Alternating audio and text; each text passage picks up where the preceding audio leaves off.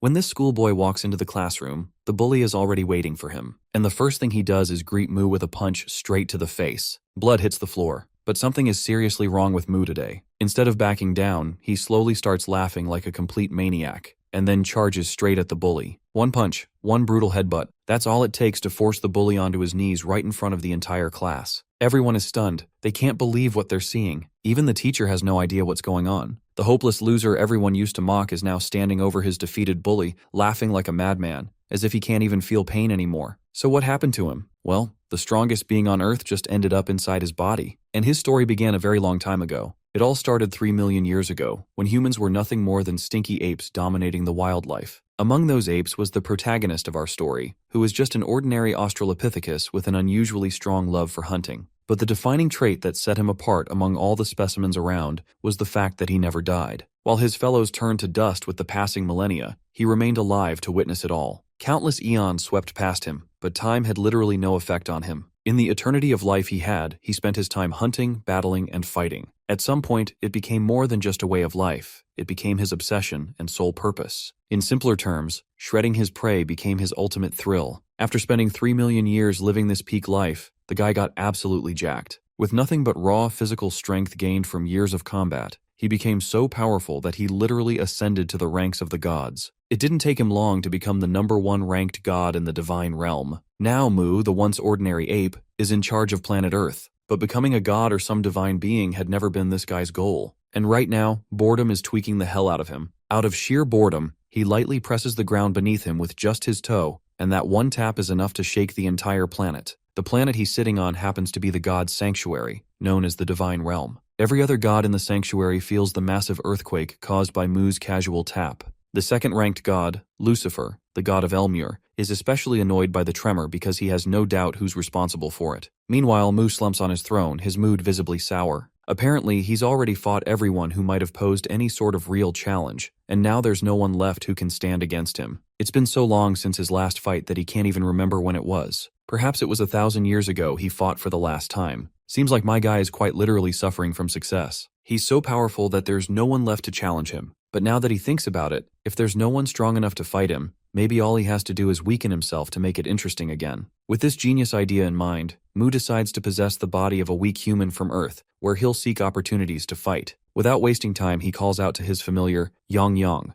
The massive reptilian creature quickly appears, ready to respond to his master's summons. Yang Yang isn't just any ordinary companion. He's the supreme god's secretary, and his name literally translates to dragon in English. When Yang Yang asks the reason behind this sudden call, Mu casually shares his plan to visit Earth. Hearing this, Yang Yang panics and immediately casts an absolute binding spell, chaining his master down. He demands a plausible explanation for this abrupt and reckless decision. With the gods meeting on the horizon, Mu is supposed to stay put and fulfill his responsibilities. But Mu couldn't care less about any of that. Without even acknowledging the spell, he begins walking, dragging his massive reptilian secretary along like it's nothing. Yang Yang desperately tries to hold him back, but it's a futile effort. The real reason Yang Yang doesn't want Mu to leave isn't just duty, it's his own fear. This reptilian guy knows that once his master is gone, the other gods will turn their frustration and grudges on him. He's certain they'll use him as their personal punching bag to vent all the pent-up anger they've harbored toward Mu. But now that Mu has finally made up his mind, there's no power in the world that can stop him from fulfilling his desire to fight. Effortlessly, he breaks through the chains binding him and turns to his secretary. He openly declares that he'd consider staying, if only Yang Yang is willing to fight him in return. Of course, getting absolutely shredded by his own master is the last thing this poor reptile wants. So, nervously, he simply wishes his master a safe trip instead. With all obstacles out of his way, Mu shifts his focus to finding a candidate to possess. Tuning into the thoughts of the humans on Earth, he scans the sea of minds, listening to their wishes and desires. Amidst the noise, one thought stands out the most to him, which is a wish from a particular guy who wants to be sent to another world. Mu grins ear to ear at this discovery. Not only has he found the perfect candidate to possess, but he can also grant this guy's wish as a bonus. It's a win-win for both of them. He then turns to his familiar and announces that he's leaving his body behind and hands over the responsibility of taking care of whoever ends up in his place. This throws Yang Yang into an absolute frenzy. Desperately, he tries to reason with his master, explaining that if the soul leaves the body and the body dies, the soul will perish as well. But Mu, being the stubborn force of nature he is, has already made up his mind. He brushes off Yang Yang's concerns and promises that he'll return as soon as possible. Now let's switch to this 17-year-old earthling, Li Ho, who up until now is just a runt, living his life by inserting himself as the main character in games where he can feel on top of the world. But this game is the last one he's playing because he's tired of his pathetic existence and is about to end his life, hoping to get isekai'd and live the life he truly desires. With no hesitation in his mind, he jumps off. As he falls, Lee-ho curses his god, trying to provoke him into sending him to another world. Eventually, he hits the ground with a nasty splattering sound, and after dying, the next thing he sees is a massive beast standing in front of him, leaving him sweating his balls. Both Lee-ho and Yong echo the same question. Who the fuck are you? Now let's switch to Mu, who possesses Lee-ho's body a second before it hits the ground. And as soon as the body is rendered a bloody mess upon impact, he can barely move his limbs. Before proceeding further, here's a little lecture about involuntary muscles. Muscles that move without conscious control are called involuntary muscles. The heart and the muscles of internal organs are examples of involuntary muscles. Mu, who has spent 3 million years training only the physical body, has reached the pinnacle of understanding the human form. He can consciously control every part of the body, such as blood vessels, and yes, even involuntary muscles are no exception. He repairs the heart of this dying body by manipulating the blood vessels, and even manages to stop the bleeding.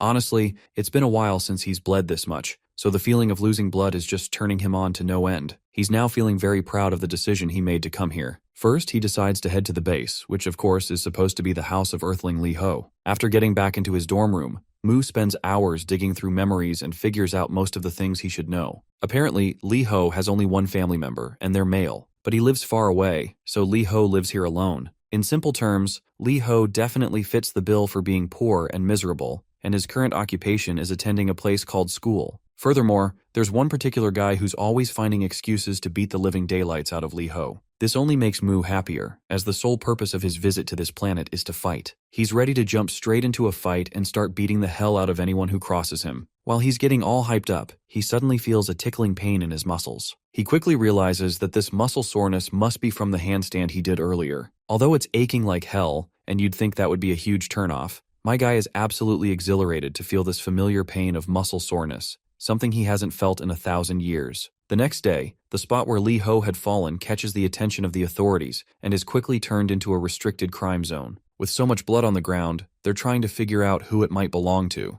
Mu also notices the officers gathered there, but he doesn't walk that path and simply takes a turn toward his class. After arriving at school, Mu opens the classroom door with the force of an animal, causing it to bounce back and smack him in the face. There's also this guy we have seen in Lee-ho's memories. He takes note of Mu's presence and questions him about his foolishness. Seeing this familiar face, Mu quickly recalls that this is the same bastard who often bullied Lee-ho. The sight of his prey being served to him on a golden plate like this makes him feel absolutely euphoric. Even the bully gets a little sassy, seeing how this loser is grinning maniacally. So he puts his phone down, gets ready, and throws a punch without any warning. The punch causes Mu's face to bleed, but he doesn't react at all to his enemy's preemptive attack. You see, Mu has his own rules when it comes to fighting. A fight only begins when all parties involved have this implicit understanding, or you can call it a will to fight. Therefore, the key lies in the opponent's intent. The way to confirm that intent is by waiting for the opponent's preemptive attack. Although this code of conduct causes Mu to take a lot of damage to his face, he's glad that he now finally has the green light to proceed with the fight. So, without a second thought, he delivers a devastating blow right to this bastard's face. Bro puts so much force into his punch that all the muscles in his arm electrify with pain from the muscle soreness. The pain is so unbearable that he literally makes a face like he just ate something nasty. Let's not forget the fact that they're in a classroom, and the teacher immediately starts shouting his ass off, furious to see these two idiots fighting each other.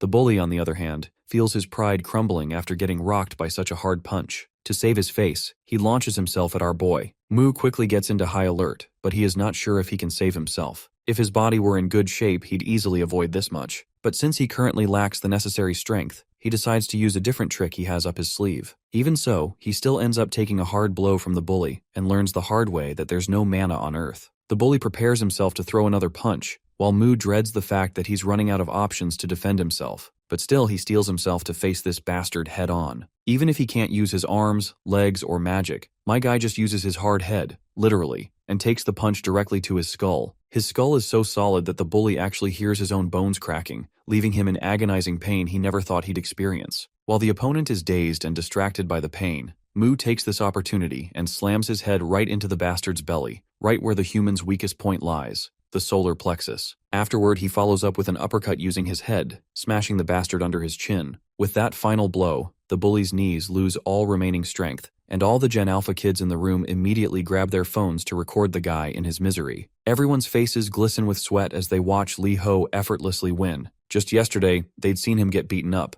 but this insane comeback is absolutely unbelievable. As for our boy, he's completely lost in his own thoughts. He vividly recalls how, when a fight ends and the excitement settles, there's a unique feeling you can only experience then. The dull, regular pain pulsing in the areas where you were hit and the sticky, bitter taste of blood seeping into your mouth. Well, this is exactly the feeling he's been longing for, and right now, he's absolutely turned on by this overwhelming sensation. My guy crouches down and makes sure to express his gratitude to the bully. But his way of expressing his gratitude is something rather unusual, something even I didn't see coming. He literally opens his mouth, bites off the bully's ear, and spits it onto the ground in the most barbaric way possible. This sight deepens everyone's anxiety even further. To think this dude actually ripped off someone's ear so casually? Well, this is just Moo's way of leaving his mark on those who give him a fun fight. It's his twisted version of expressing gratitude while marking them as a toy that could bring him joy. From now on, they'd be called Moo's Play. Only strong opponents could give him a fun fight, so naturally, Moo's Play became a symbol of strength in his eyes. But on Earth, this is not how things work,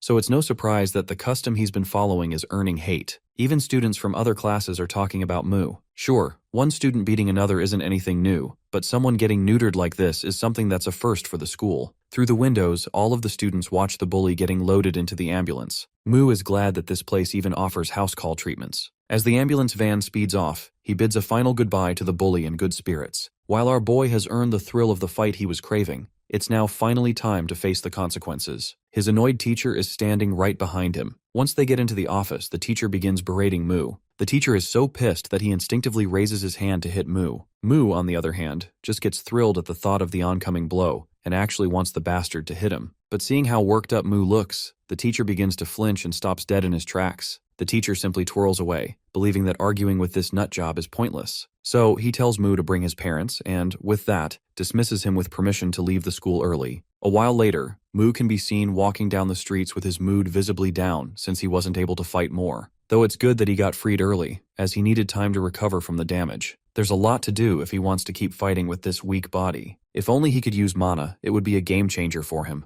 About mana, it's the power beyond humans, called by various names like Kai or Chakra in some places, but in most cases, it's just called mana. Basically, mana is the life force present everywhere in nature. In some worlds, humans become hunters using it. In others, they become wizards. But on Earth, there's no mana, so no magic or skills that require mana can be used. He even tries to wield magic, but his attempt goes fruitless. Seems like Moo has no choice but to solely rely on his physical strength. Regardless, he decides to head back to God's sanctuary and return tomorrow once the body is fully healed. When he gets back, he notices Lee Ho choking the life out of poor Yong Yong. A few minutes later, Lee Ho directly addresses Moo, expressing his desire to take this dragon along with him to another world. After all, if he has this dragon in tow, he'll be overpowered from the very beginning. But Moo doesn't pay much attention to this human's words. He simply conjures up a giant hand that grabs Lee Ho and begins walking away without properly clarifying his intentions. Though he does briefly mention that he's definitely going to send Lee Ho to another world. A while later, we reach Lucifer's domain, the second-ranked god. Moo barges into the castle without asking for permission or anything. Lucifer, meanwhile, already knows what's going on and why Moo is here, so he flatly refuses him without even hearing him out. But Moo insists and makes it clear that he's already decided to send this prick to another world, so he humbly requests Lucifer to open the gate. Lucifer, of course, hates Moo's guts and how he's trying to boss him around.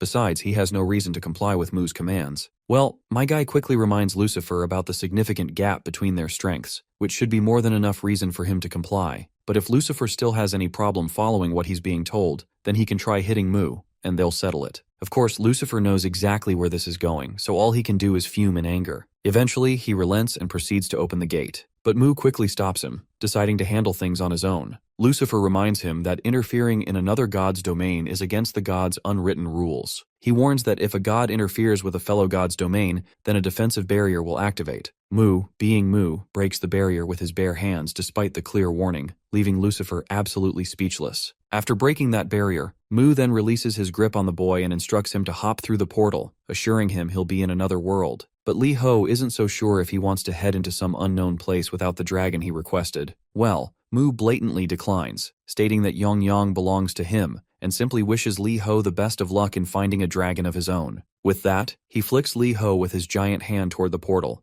sending him to the new world. Once the mission has been accomplished, my guy decides to take his leave. Lucifer, on the other hand, is left standing there, his hands trembling with rage. You see, Lucifer originally came from his own domain, the planet Illumre. He was the first demon king, standing at the pinnacle of all living beings. With all the power he had under his belt, he became too arrogant to the point that he challenged the existence known as God. And surprisingly, he successfully killed the god he had challenged, taking their place. Basically, he rises to the top by defeating other gods. At that time, Lucifer was the god of gods, their absolute ruler, invincible and supreme, legendary and unparalleled, catastrophic and mythological, infinite and transcendent. In short, he was an utterly undefeatable force to reckon with. Well, that was only until Mu appeared. So in the present, it's not surprising that Lucifer absolutely hates the brute known as Mu. Outside, while Mu hops onto Yang to depart, we see one big ominous eye keeping a close watch over our hero. Let's take another look at Lucifer, who is as red as a tomato with all the anger bubbling inside him. Now let's switch back to that bully, whose face creepily resembles an angry Lucifer's. He's absolutely annoyed after getting his ass handed to him by a so-called pathetic loser. Though he's not about to let Lee Ho off the hook so easily, especially after getting humiliated like that,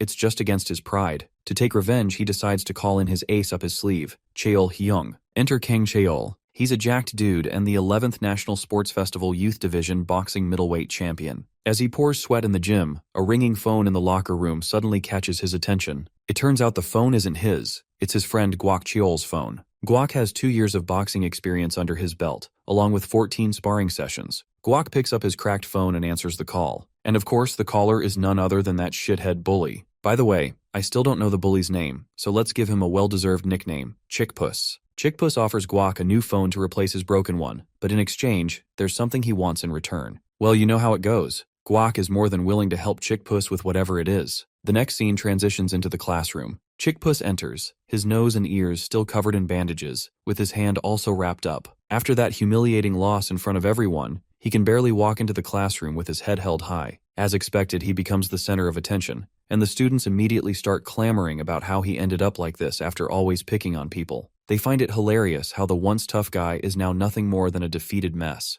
The students who used to be scared of him now think it's ridiculous that they were ever intimidated by this hobo. Eventually, all these insults get under Chickpuss's skin. Slamming his bag down in sheer frustration, he glares at everyone. He confronts the students who are intentionally whispering just loud enough for him to hear. He challenges all of them openly and dares them to face him head-on if they're so eager to pick a fight. While most of the students recoil in fear, one particular student, the class president, stands up from her seat. Without hesitation, she tells him to shut the fuck up and sit down. Or, if he doesn't like it, he can leave the class. Chickpuss can't stand the fact that he used to be the hotshot in this room, but now everyone treats him like a complete loser. In a fit of rage, he grabs a chair and yells out a challenge to the entire class, daring anyone to come at him if they're so eager. It's then that a jacked-up guy steps into the classroom. Once he's inside, he questions the loudmouth about why he's standing. Chickpuss doesn't take long to get over his seat. While Chickpuss cowers on his seat, the class president gives a quick nod to the teacher, silently assuring that everything is fine. The teacher, however, has other plans. He asks the class president to meet him after school. Apparently, the guy who caused a scene yesterday, Lee Ho, hasn't been answering his phone.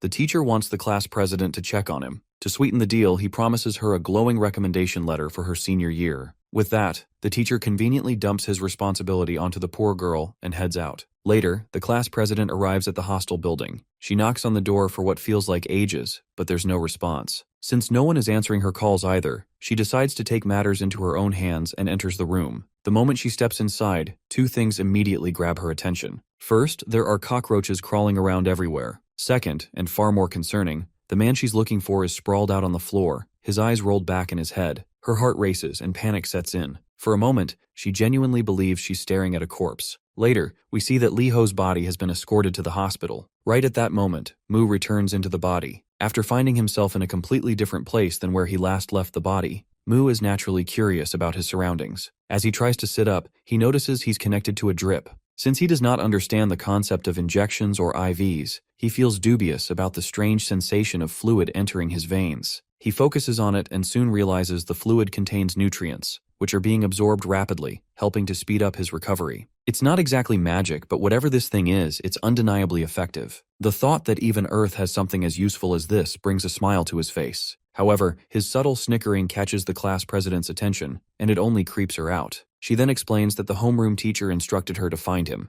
Now that her mission is successful, she plans to head back. Meanwhile, Mu has a lot of questions he wants answered. So, he quickly requests her to wait for a moment so he can ask her a few things. She acknowledges his call and stops upon his insistence, giving him a short period of her time before she proceeds to head to the tuition. Well, it looks like Mu has some questions that could help him learn about this world. The most important thing this fight-obsessed brute wants to know is if there's any place where he can train his body. The girl is completely expressionless, unsure how to respond since his question came totally out of the blue and was completely unexpected. But after a moment of thought, she decides to guide him. Since Mu's broke as hell, he ends up in a public park instead of a jam-packed gym. After doing some pull-ups, Mu feels pretty good. Even though he's just in an ordinary park with basic training equipment, he finds it all incredibly professional compared to what he had back 4,000 years ago. Back in the day, the only exercise he did was stone rolling, cliff climbing, and digging holes. It was all simple primitive training methods. But looking at this modern equipment, he's forced to admit that Earthlings are tougher than he originally thought. Suddenly, a pebble strikes him out of nowhere. It turns out Chickpuss has shown up, and he's brought along Guac, the friend he hired if my memory serves right.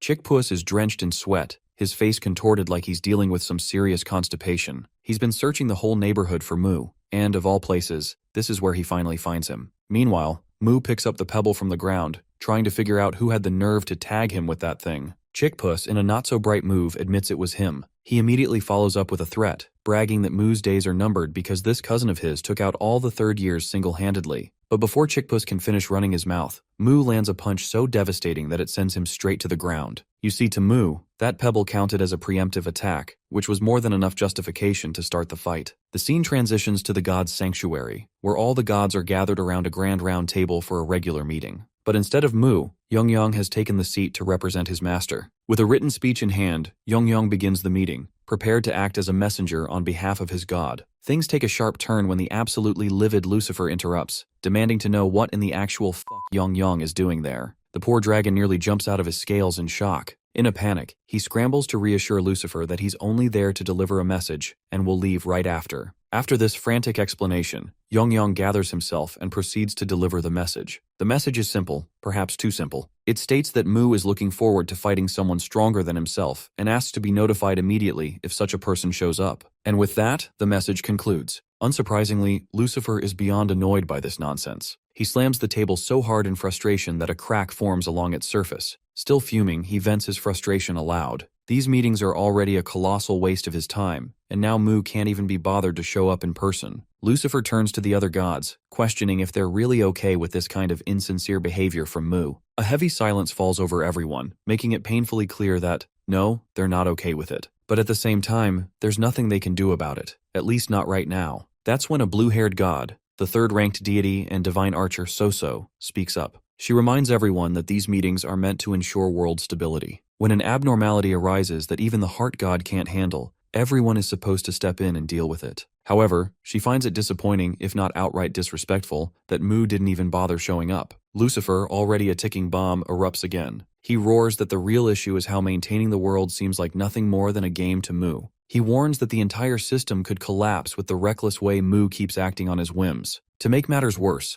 Mu's so-called solutions always end up making things worse. His anger peaks as he recalls the disaster from 1,000 years ago involving planet Cyclops. Just thinking about it sends his rage into overdrive. The god of Cyclops quickly nods along, visibly uncomfortable as he recalls that catastrophe from 1,000 years ago. By the way, he's the 8th-ranked god. Here's a little context about what happened back then on planet Cyclops. Apparently, a void creature, Shoggoth, attacked the planet. While Mu, the maniac, obliterated the monster with his brute strength, his recklessness caused colossal damage to the planet itself. Lucifer firmly believes that if the gods had worked together, they could have minimized the destruction. Instead, Mu botched the whole thing, allowing the creature to devour part of the planet before taking it down. Lucifer is done tolerating this. He declares that he can no longer watch that lunatic destroy everything in his path. Without hesitation, he goes so far as to claim that Mu isn't even fit to hold the title of a god. Hearing this, Yongyang panics. The poor reptile can only watch as the god's resentment toward Mu becomes glaringly obvious. With nothing else in his power, all he can do is desperately beg for his master to return and fix things. Meanwhile, back on Earth, Chickpuss is sprawled on the ground after that punch. He's furious, seething at the thought that this idiot didn't even hesitate before decking him,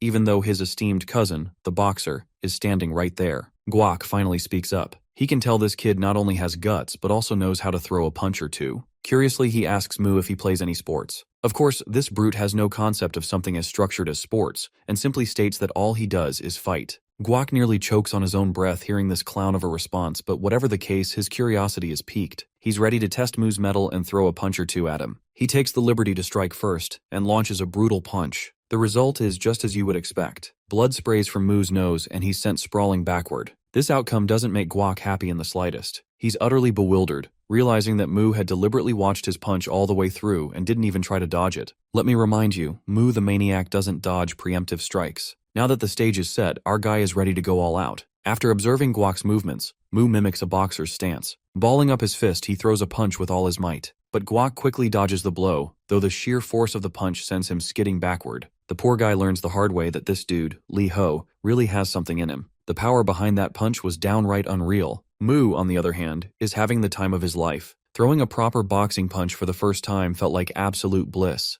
At the moment of impact, Mu had intentionally tensed his arm muscles as hard as he could. Sure, his arm is screaming in pain now, but it was worth it. That punch felt amazing. He's never experienced this kind of force before, especially not from those weaklings who would break the moment he touched them. Still, if he wants to keep fighting, he knows he needs to take better care of his body. For now, he decides to use a temporary fix, in the form of himantes. Himantes are ancient Greek boxing straps made from 4-meter-long strips of tanned cowhide, wrapped tightly around the wrists for support. Meanwhile, Chickpuss is losing his mind watching his cousin, the so-called boxer, get pushed back. He angrily questions Guac, demanding to know why he's struggling so much against this nobody. Under the mounting pressure, Guac launches himself forward again, aiming to land another punch. But Mu quickly safeguards himself, effortlessly blocking the attack. Guac, on the other hand, is gritting his teeth in frustration. He's throwing everything he has, yet this guy is just standing there, stopping all his punches as if it's nothing. Mu, on the other hand, is analyzing every move. He notes how fast and precise Guac's punches are, but they're way too predictable. Just watching the way his muscles move, Mu can tell exactly where each punch is aimed. Finally,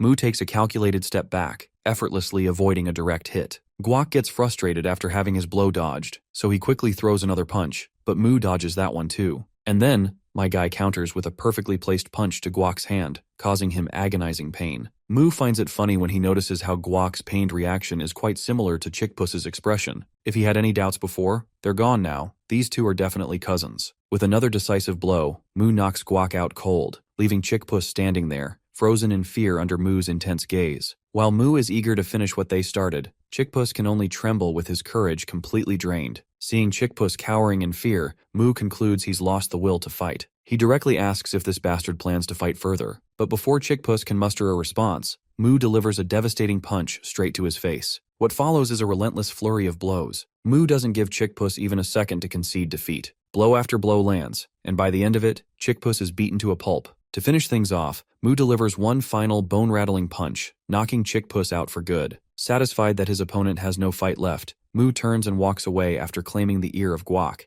and leaves the two broken cousins behind. Later, Mu returns to his apartment, sitting there and reflecting on the recent events. He admits that fighting has been fun so far, but the fact that his body breaks so easily is holding him back a lot. He never, even in his wildest imagination, thought that his muscles would tear just from throwing a few simple blows. While this muscle-tearing process is crucial for growing stronger and continuing to fight, it constantly interrupts him. He eventually decides to head back to the god's sanctuary to retrieve something he had asked Yang to prepare, which is a recovery magic orb. However, when he tries to return to the sanctuary, he fails. No matter how hard he concentrates, the transition just doesn't happen, leaving him wondering what in the world is going on. To understand the situation, let's rewind a few days to the divine realm, the domain of Elmer, under the god Lucifer's charge. This was when Mu had forcefully tossed Lee Ho into Lucifer's world. Before leaving, Mu had told Yang to try and procure a recovery magic orb if possible. These orbs, it turns out, are special magical items often found on planets rich in mana like Elmore. They're common on such worlds, casually used for healing and recovery. But Earth, being a planet with scarce mana, only has these orbs through divine blessings or the whims of the gods. As a result, they're exceedingly rare on Earth, and only a select few humans throughout history have ever possessed them. Those who did were revered as gods by the rest of humanity. Yang promises to prepare what his master requested before returning,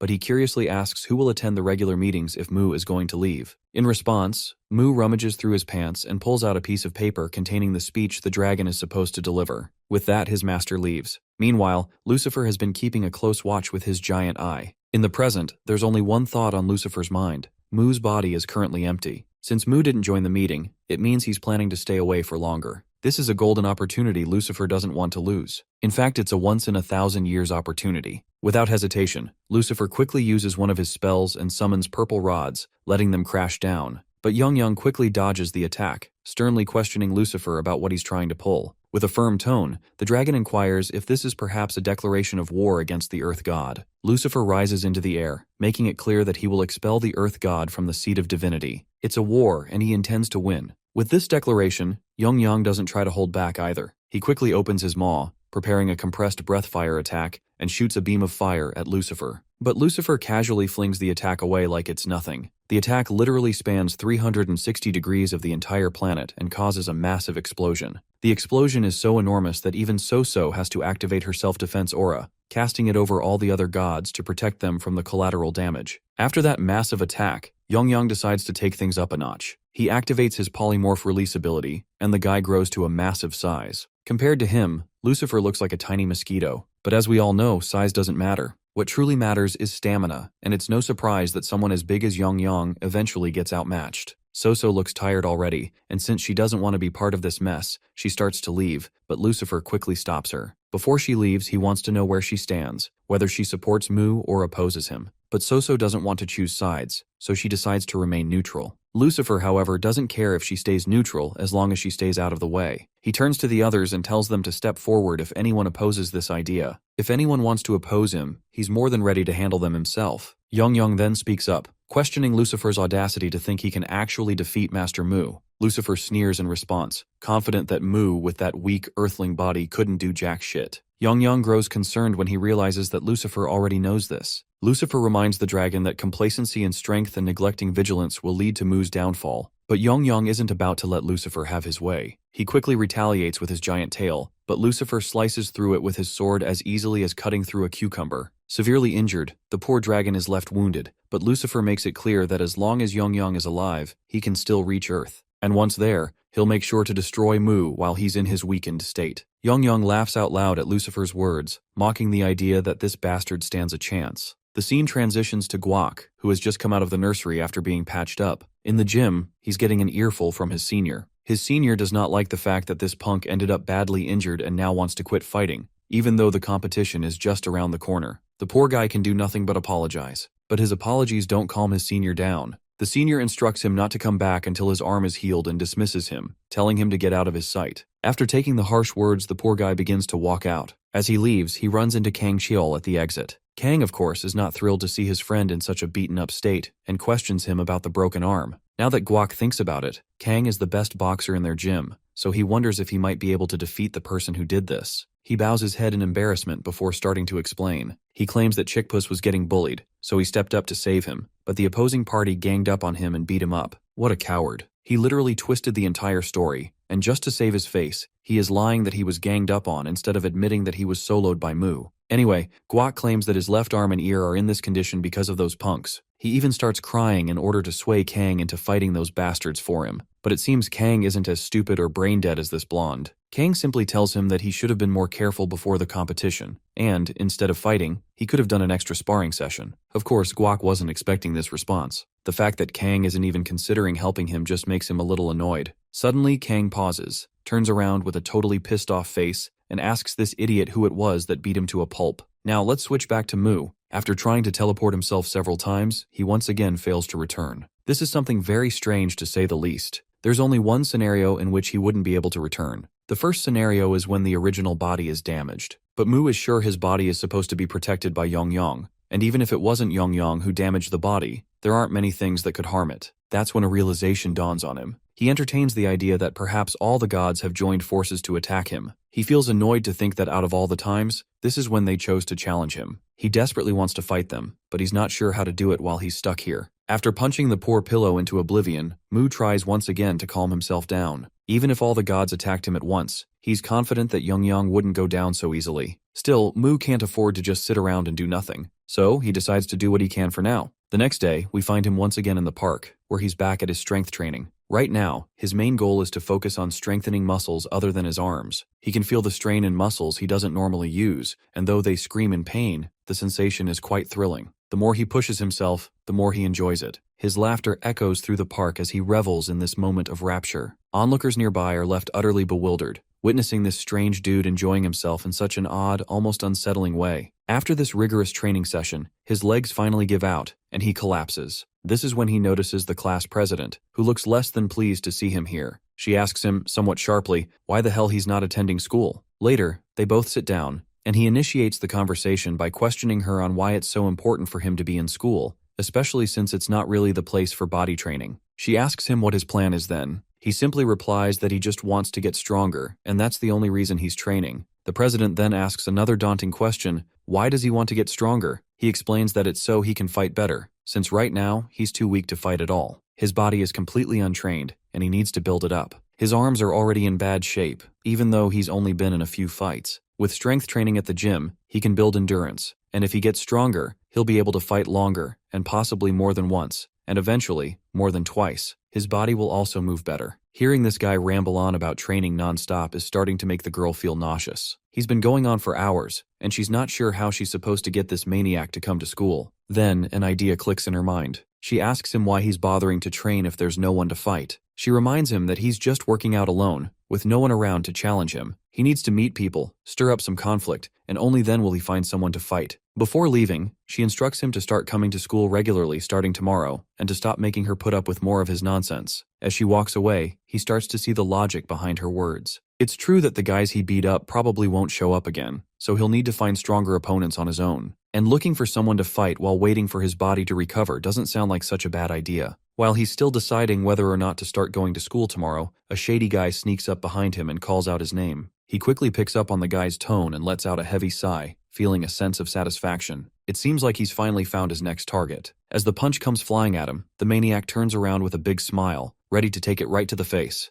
Before we dive right into the action, here's a little bit of introduction about this new guy. Enter Chaeol, a 15-year-old boxer who is slowly making a name for himself in the boxing. When he first starts, there comes a time when his sister, a rising star in ballet, attracts a stalker. The man becomes dangerously obsessed with her, keeping an eye on her every move. One day he crosses the line and tries to grab her instead of just following from afar. But before the stalker can do anything, he receives a hard punch from Kang Chaeol. Unfortunately, it backfires. Because of Kang Chaeol's earlier violent act, the stalker doesn't receive any punishment. Things only get worse. The stalker's obsession intensifies to the point that he attempts murder. This time, Kang Chaeol once again protects his sister and stops the crime, but not without a cost. The stalker injures his sister's leg, ending her dream of becoming a ballerina. Enraged, Kang Chaeol loses his faith in the law and starts believing only in himself. From that moment, he becomes a sort of vigilante, an avatar of justice who punishes those standing on the edge of crime during the darkness of night. He delivers judgment through his fists. Now, facing off against our dude,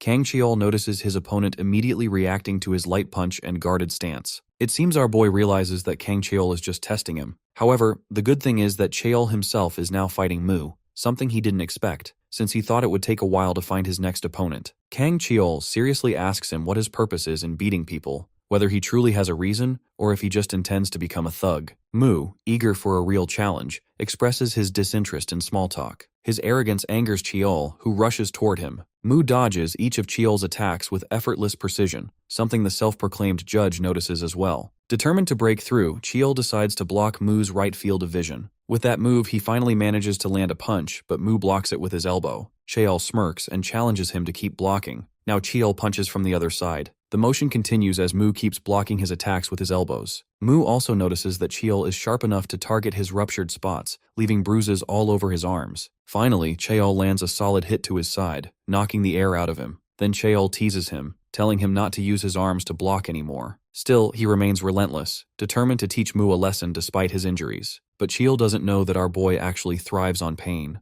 Mu starts to smile even as his body trembles from the blows. Chaeol is taken aback by this unsettling reaction. Mu understands that he can't beat his opponent, not with the strength he has right now, but he also doesn't want to waste the chance to fight someone this skilled. So he decides to reason with himself, not to enjoy the beating, but to stay calm. He remembers his fight with a demon, when he nearly lost himself to the thrill of battle. At that time, he chose not to smile but to observe his enemy calmly instead. Now, with renewed determination, he gets up. When demon attacks, Mu dodges. The punch slams into the wall behind him. Leaving behind his barbaric impulses, Mu decides to use his mind in this fight. With each exchange, his reflexes and responses sharpen. Still, he can't completely hide his excitement. Trying to suppress his grin, he puts on a sulky expression instead, but his acting is so bad that it only infuriates Cheol further. Feeling mocked, Cheol charges at him again. Cheol can't believe that Mu is still fooling around and is about to crush that sulky face of his. Cornered, Mu throws dust toward Cheol's eyes, but Cheol blocks it with his elbow. This move, however, confirms his suspicion that this boy is definitely going to be a criminal someday. With the same sullen face, Mu urges Cheol to continue the fight. Cheol, burning with anger at that expression, attacks again, but Mu easily dodges by ducking to the side. Cheol quickly appears behind him and aims for his chin. Mu smiles, having predicted Cheol's fighting style. It's a bare-knuckle technique. This kind of fight existed in his own era too.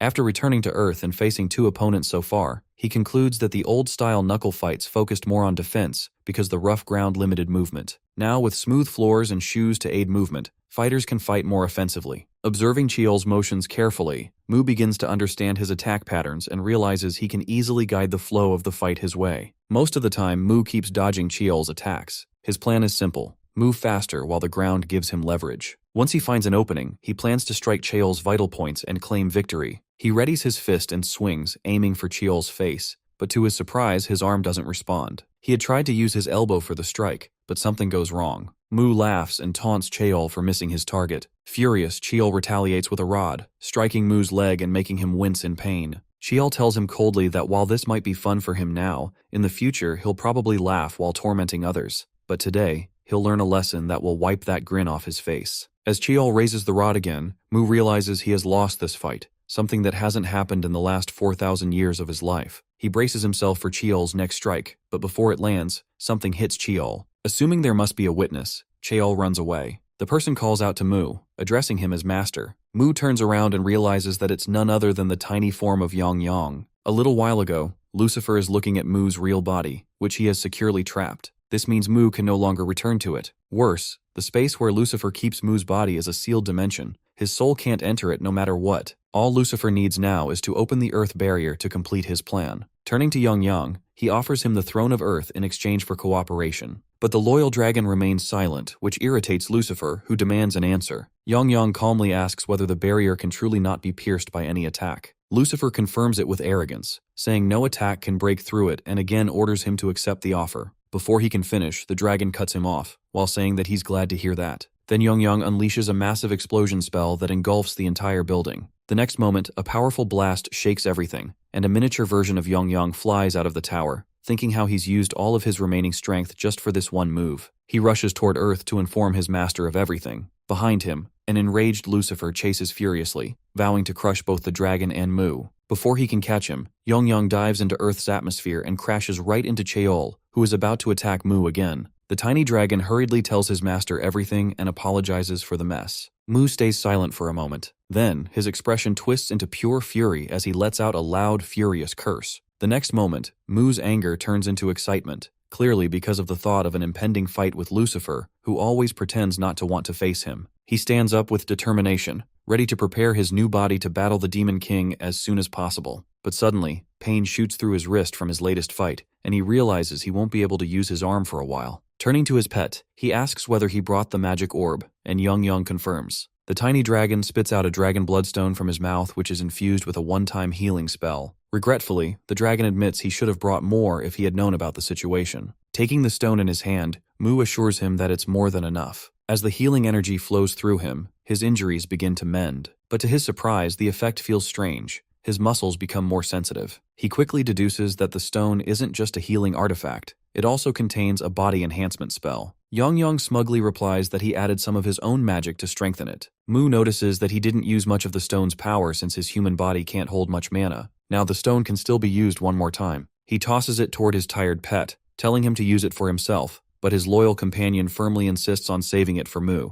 Meanwhile, Class Rep is busy admiring her own pet, a small creature named Dooley. She wishes it could talk so they could play together. After spending a moment with it, she leaves it in its little abode and heads for school. At school, the scene shifts to a local bully, who's deep in thought. He's considering quitting his role as a troublemaker since it never really suited him. This time, he's determined to focus on his studies. Mu, however, has other plans. The moment he enters the classroom, he challenges the bully outright. Yujin sighs dryly, commenting that he's finally shown up. Mu replies that she was the one who convinced him to come to school, to find a fighting partner. Nervously, she wishes him good luck, hoping he doesn't do anything reckless. Meanwhile, Cheol overhears some classmates talking about the second-year neutralizer. A girl explains that Lee Ho, a student who was often bullied, once fought back and beat his tormentor into a pulp, ripping off the guy's ear in the process. Since then, he's been known as the neutralizer. Cheol suddenly remembers his junior from the boxing club and grits his teeth, realizing he's been lied to. He regrets hitting the wrong person but consoles himself by thinking he only punched him once. Meanwhile, Mu grows disappointed when he finds no worthy opponents and decides to head to training instead. Suddenly, his eyes land on Cheol, and he immediately recognizes him as the opponent he fought yesterday. Cheol notices Mu's gaze and instantly bolts from the classroom, while Mu chases after him excitedly. Cheol panics, wondering how Mu could possibly recognize him since he had been well disguised during the fight. He also worries that Mu might report him to the police, so he desperately tries to lose him. Cheol turns into an alley, but when Mu looks inside, he finds no trace of him. Disappointed at losing his fight he was craving, Mu sighs, already itching for the next challenge. Yong pokes his tiny face out from Mu's shirt collar and asks about Cheol,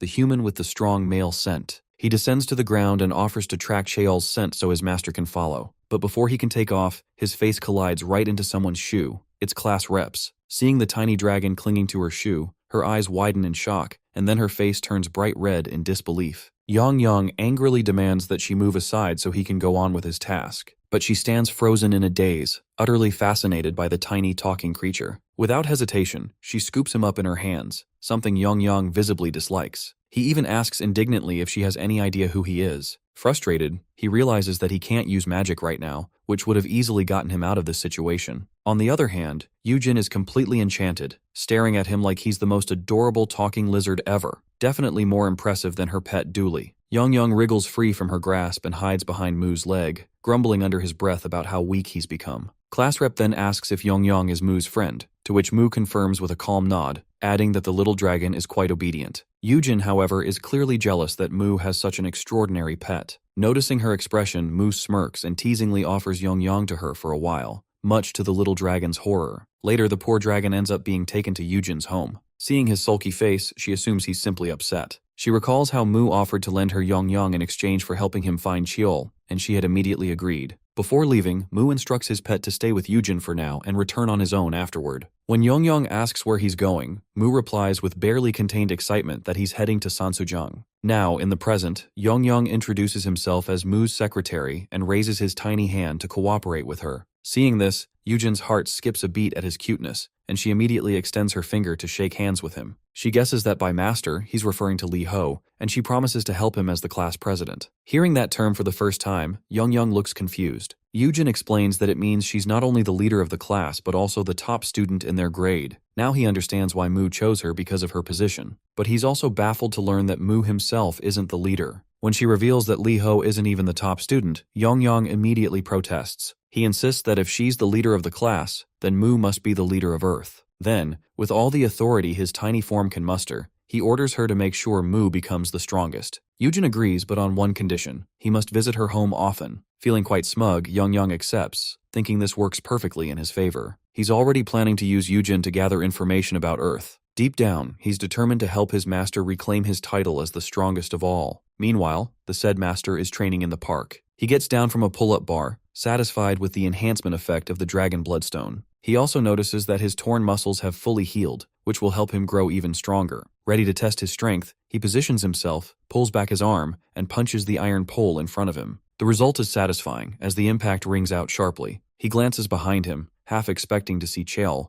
but feels disappointed when he doesn't. Still, he consoles himself, thinking he'll run into him eventually at school since they both attend the same one. As he walks away, the pole he struck now bears a deep dent from his punch. Passing by Yujin's house, his scent of sweat drifts through the air, reaching Yong, who is currently browsing online shopping sites with Yujin. Catching the familiar smell, Yong hops down from her shoulder and bids her goodbye. Yujin is clearly disappointed that his visit has ended so soon. Jumping out the window, Yong glides through the air and lands neatly on Mu's shoulder. With a smug grin, he boasts about how he won Yujin over, and that now she too will follow Mu. As they continue walking, a commotion breaks out in a nearby alley. Mu turns his head and Yong's nose twitches. He immediately catches the familiar scent of Cheol coming from one of the people fighting. Cheol is beating up a thief who stole a bike. The thief, clutching his bruised face, warns Cheol that he's making a huge mistake. He even threatens to send people after him, which only earns him another round of punches for talking nonsense. At that very moment, Mu shows up behind him. Cheol turns to find Mu standing behind him. Yang, however, is too busy sniffing the air, clearly distracted by the delicious smell coming from a nearby restaurant. Mu's eyes, though, are locked on Cheol. Cheol immediately raises his hands in protest, insisting that Mu has misunderstood as he has no intention of fighting anymore. But Mu doesn't seem to care. Without a word, he charges forward. Left with no choice, Cheol takes a defensive stance. Just as Mu closes the distance, he suddenly stops. Cheol blinks in confusion, unsure why Mu hasn't attacked yet. For a split second, he wonders if Mu might have changed his mind.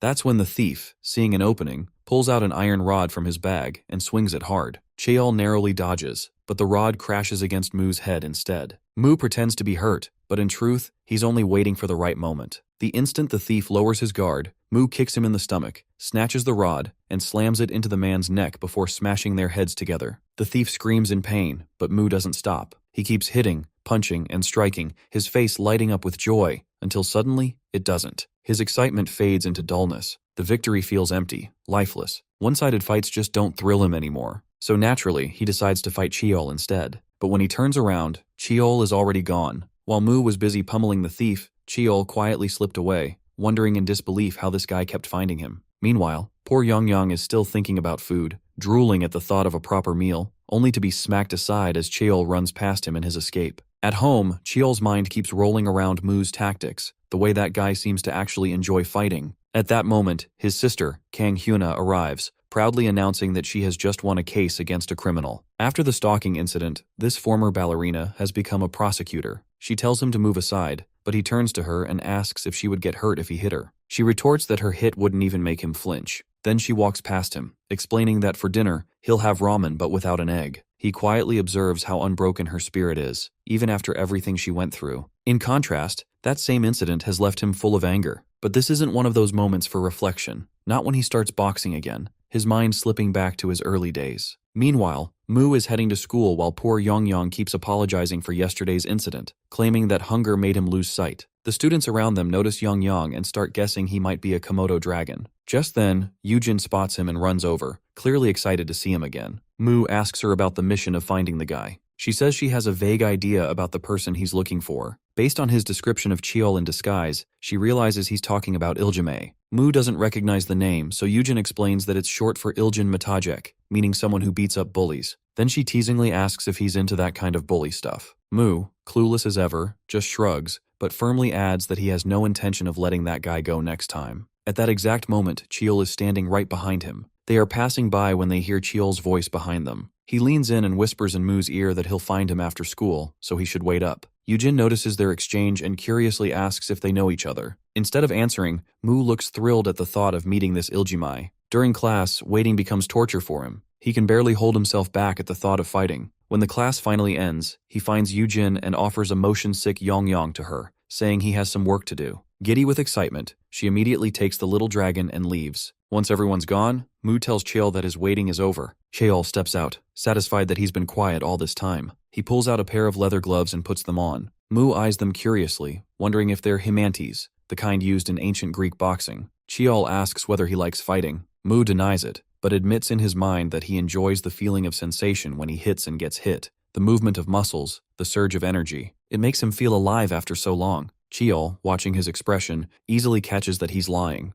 Then Cheol tosses him an extra pair of gloves and tells him to wear them since he doesn't plan to beat up anyone unarmed or anyone who isn't a bully. Without wasting another second, Mu slips on the gloves and rushes toward him. Cheol notes his impatience but stays calm. He's here for the fight too. He wonders if he's becoming overly emotional again. Facing Mu, Cheol relaxes his stance, deciding to treat this like a real boxing match. The next moment, when he lunges forward, Cheol punches him square in the face, then lands another blow on the other side. The rhythm feels good. He relaxes his shoulders again, channels rotational force through his body, and transfers that energy to his fingertips before sending another hit to Mu's face. Finally, he feels like he's boxing instead of just fighting. Meanwhile, Mu realizes Cheol's punches are dangerous, enough to cause real damage if not for his physical reinforcement. But the thrill of battle excites him. He's finally getting the fight he wanted. Elsewhere, in the night study class, Lee Haejin is asleep at his desk. He wakes to find a sticky note reminding him regarding his constant napping. Grumbling, he checks his phone, grabs some chocolate, and steps outside, only to spot the classroom where Mu and Cheol are fighting. Inside, Mu kicks Cheol, who protests that kicking isn't allowed in boxing. Mu, clueless about the sport, leaps into the air and questions whether there's any rule saying fists are the only weapon in a fight. Then he kicks Cheol in the face, and again in the shoulder, relentless in his attacks. Cheol, however, forgets just how heavy his kicks can be. The next one is aimed at his leg, which he narrowly dodges. He can't afford to let his lower body collapse. Meanwhile, Mu tenses up, realizing that the effect of the bloodstone on Yongyang's physical reinforcement might have worn off. Cheol notices the sudden change in his expression and instantly realizes that Mu is out of strength. To lighten the tension, he suddenly bursts out laughing. Cheol laughs too, and their laughter echoes through the empty classroom. Outside, Heijin watches them through the glass window, disgusted that they're laughing in the middle of a fight. Inside, the match continues. Cheol rushes at Mu, but Mu, now drained from the physical exertion, decides to take a defensive approach. Cheol is merciless this time. He punches his knee, making him stagger, then lands another blow on his face. Yet he keeps smiling. He understands now that Li Ho's body isn't strong enough to endure against Cheol's solid muscles. A thought crosses his mind, to use the third form of the bloodstone. Still, he rises again, determination burning in his eyes, and throws another punch. Cheol blocks it easily, and remarks on how lively Mu is even after exhausting his strength. Then he mocks him for having such a light punch. At that moment, Cheol gets distracted by something, and Mu seizes the opportunity. Cheol feels dizzy and confused. Even though the punch wasn't particularly strong, he decides to stay focused from now on. The next moment, he slams his head into Cheol's. Mu looks satisfied to see his trick working perfectly in his favor. In reality, he's practicing gathering mana, something essential for using magic. Normally, during mana gathering, a user draws in and purifies the surrounding elements like dust and oxygen. But here on Earth, since mana doesn't naturally exist, he adapts the method by gathering air in one spot, and when he attacks, it bursts outward as he releases it. He didn't expect it to work so effectively. Now, looking at the knocked out Cheol, he finds him far more interesting than expected. He's even tempted to bite him to leave a mark after such an entertaining fight, but before he can, his hand stops him. He has misunderstood the scene. Cheol, still dazed, admits his defeat but refuses to let Mu cross that line. Finally, fumbling for words, he tells him that they'll see each other again. Later, Yongyang leaves Yujin's home, carrying the things she packed for him. She's ready to give him even more if he wants, but he waves her off and goes on his way. While walking, he spots Cheol heading down the street. The memory of how Cheol hit him and ran still burns in his mind, and revenge starts to bubble up inside him. Meanwhile, poor Cheol's head is still buzzing from Mu's earlier attack. Suddenly, Yongyang launches himself at him, but in just 0.16 seconds, Cheol reacts and flings the small creature away. He blinks in confusion, wondering what kind of dog that even was, and continues on his way. In this knocked-out state, our boy finds his poor pet sprawled out. The next day, he decides to keep Yongyang hidden inside the bag Yujin packed for him. Inside, Yongyang brags about how Yujin is doing a great job as his subordinate. He also decides to stay hidden to avoid drawing attention. That's when Mu spots Cheol, who questions why he's wearing a school uniform even on Saturday. Mu, who doesn't even know what exactly is Saturday. Letting the matter go, Cheol asks about his passion for fighting. He calmly answers that he only fights when necessary. Cheol clearly doesn't buy the lie but lets it slide, instead offering him a chance to tag along while promising plenty of fighting opportunities. Mu's expression instantly shifts to excitement at hearing that, and he comments on how impressive Cheol sounds. He eagerly asks Cheol to take him to a place where he can fight. He, however, clarifies that it won't happen right away, which makes Mu doubt whether he's really as good as he claims. Then he tells him that before anything else, he needs to learn from him first. At Friday morning at Wild Goose High School, inside the restroom, a group of boys controls the entire space, not letting anyone enter. One bulky boy, Yang Joe, stands inside, demanding money from another boy who offers only 20,000 won. The small amount infuriates him. Yang Joe vents his frustration at Cheol because of him he couldn't sell the bike for a good price. Enraged, Yang Joe punches the wall and curses Iljimai, muttering that the money isn't even enough to cover the principal, let alone the interest. He then orders his subordinate to call everyone. Now on Saturday, Cheol explains the situation to our boy. Initially, he says he just used to beat people recklessly, but after meeting him, he realizes he can actually enjoy fighting. Mu suggests that instead of wasting time on random people, he should just fight with them. Cheol assures him that a rematch will happen soon. Then Mu points somewhere, telling him to look. At first, Cheol assumes it's cigarette smoke, but the fog is too thick for them to be smoking that much. He senses something shady is about to happen as he spots a suspicious figure standing behind the smoking boys. The shadowy figure is demanding money from someone when Cheol moves closer to the smoking boys. One of them demands that he hand over his wallet, which earns the guy a solid punch from Cheol. Another instantly recognizes him as Iljimai. When the smoke clears, Cheol sees that there are more thugs than he first thought. He signals to our boy, who puts on his own mask, ready to move. Cheol rushes forward while Mu stands still, waiting for someone to land the first hit so he can join the fight. The chance comes when a goon pinches his leg, realizing he's with Cheol. Seeing that, Mu immediately joins in and punches him even harder. Before long, the two of them are beating the thugs down efficiently. Watching them, our boy notes that even though these delinquents act tough, they're actually weak, with the muscle strength of average people. What he doesn't understand is that their respiratory systems are in terrible condition. Cheol then picks up a wallet, one that belongs to a girl, and turns toward her. She happens to be his classmate. Meanwhile, Mu receives a warning from Yang about a new threat. Apparently, one of the thugs has already reported Iljime's location to Yang Joe. Without wasting any time, Yang Joe arrives with his lackeys. Cheol burns with anger he's been holding back for a long time, especially after seeing his classmate involved. He's ready for a brutal fight, while Yang Joe orders his men to attack. Our boy, on the other hand, is thrilled to see an all-out brawl breaking out. Everyone fights recklessly, and he's enjoying every moment, until he suddenly takes a hard punch from Yang Joe that sends him crashing to the ground. Yang Joe doesn't understand why there seem to be two Iljimeis. Meanwhile, Heijin waits for someone who still hasn't shown up or answered his calls. Then he spots Yang Joe, who's clearly out to kill his enemies. Watching the chaos, Heijin feels disgusted by their street fighting. He can't understand how anyone could waste their time like this. The truth is, his hatred for fighting comes from his father, a former mixed martial arts champion known as the strongest man. But every victory drove his father deeper into madness. At home, he became violent, taking out his rage on his family. Heijin's mother eventually escaped, but Heijin stayed behind to protect his sibling, enduring the abuse. Over time, he studied his father's fighting techniques. When he grew older, he started fighting back. That's when his father, feeling threatened, vowed to kill him and his sibling. Before that could happen, Heijin killed his own father. Because of his circumstances, he served only a year in juvenile detention before returning to school. Afterward, he worked tirelessly to support himself and his sibling. His body became his greatest asset, and he vowed never to risk it in meaningless fights like Mu or Cheol. But then his eyes land on a girl, Lee Daljun, who is none other than his sister. And at that moment, he loses control, because now his sister is in danger. Yang Joe stands before the knocked-out Mu, realizing that our hero isn't the real Iljimai,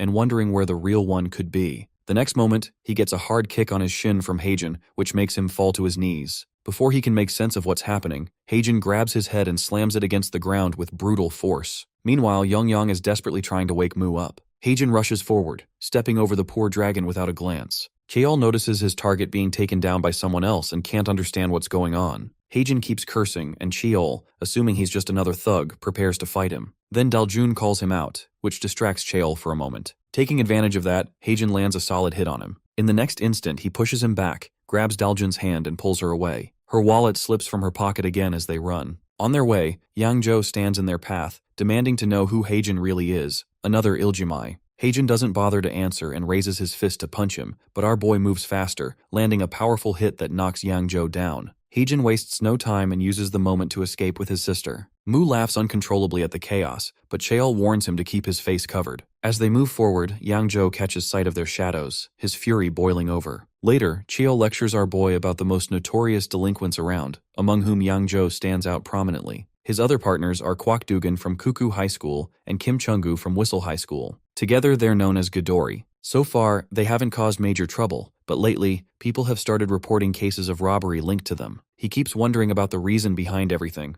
but after yesterday's incident, he finally realizes that all of them are the same people who once beat him up during a mugging incident. Yang Joe turns out to be their so-called leader and the mastermind behind their crimes. It seems like Cheol's lecture is completely useless, as our boy doesn't even understand simple terms like delinquent or mugging. Cheol gets furious at him for having a brain but no common sense. Hearing his anger, Yang also gets worked up and yells at our boy for daring to talk to his master like that. Cheol is taken aback when he hears a talking creature, which he initially assumes is a frog. Mu calmly explains that it's his companion. Cheol now starts to find Mu a very suspicious person in his own way. First, he didn't know basic words, and just yesterday, he didn't even know what Saturday was. And now he has a talking frog, much to Yang's irritation. Finally, Mu decides to reveal his identity to Cheol, declaring that he is a god. Cheol doesn't believe him for a second and instead concludes that he must be an alien. Ironically, our boy doesn't even know what an alien is. It's revealed that they're sitting in the class president's room, who looks completely annoyed by their presence. Later, Yang finally manages to charm Yujin into letting the boys stay there for their plan. Cheol explains things to Mu in simple terms. Yang Joe is their target. Still, Cheol feels a wave of irritation when he thinks about Daljun. At that moment, Mu reflects on Yang Joe. Just thinking about him gives Mu a strange sense of defeat.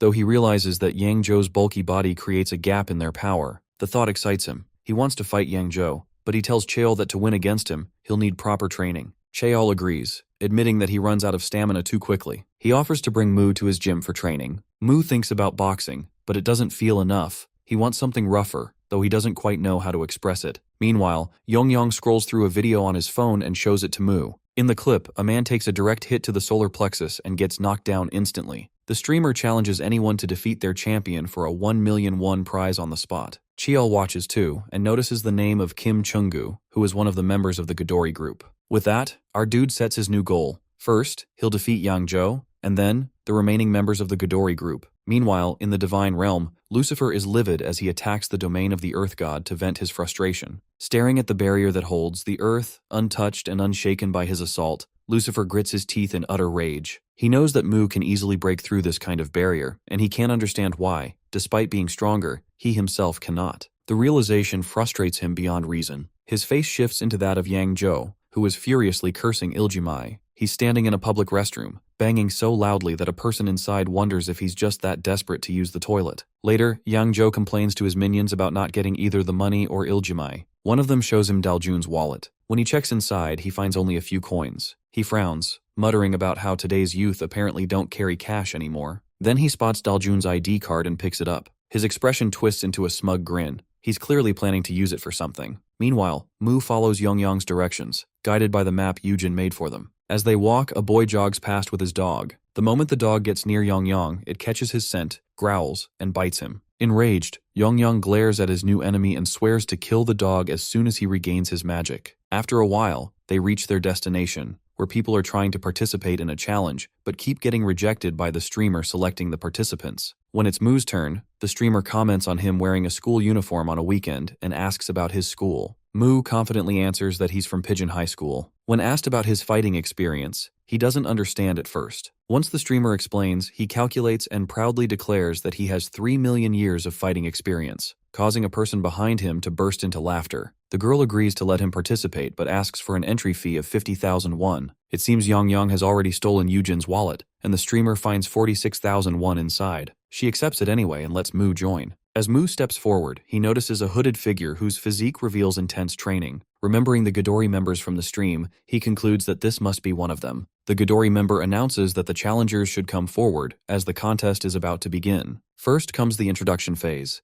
This fighter has a 13-week winning streak. While the introductions are still going on, Mu steps up, ready to fight, but is stopped by a short girl who tells him this isn't how their fights are conducted. She then explains the tournament-style pattern of their competition. After a while, it's finally our boy's turn, to face the disciple of a famous Chinese martial arts master, the Chinese exchange student, Xiang Xingquan. The crowd starts buzzing with excitement, and people begin placing bets on the fighters. Meanwhile, Yongyang is completely confident in his master's victory. But then, he spots the same dog that bit him earlier. Fueled by vengeance, he jumps into the air, ready to get revenge. He lands near his master, who looks utterly confused by his sudden appearance in the arena. The dog, now off its leash, growls and gets ready to fight Yongyang again. The streamer, delighted by this unexpected turn, announces to the viewers that the match has now become a double battle, where even the participants' pets will fight alongside them. The crowd roars with laughter and excitement as the streamer reintroduces each contestant once again, hyping up the chaos to come. Everyone is confused at the sight of Yongyang,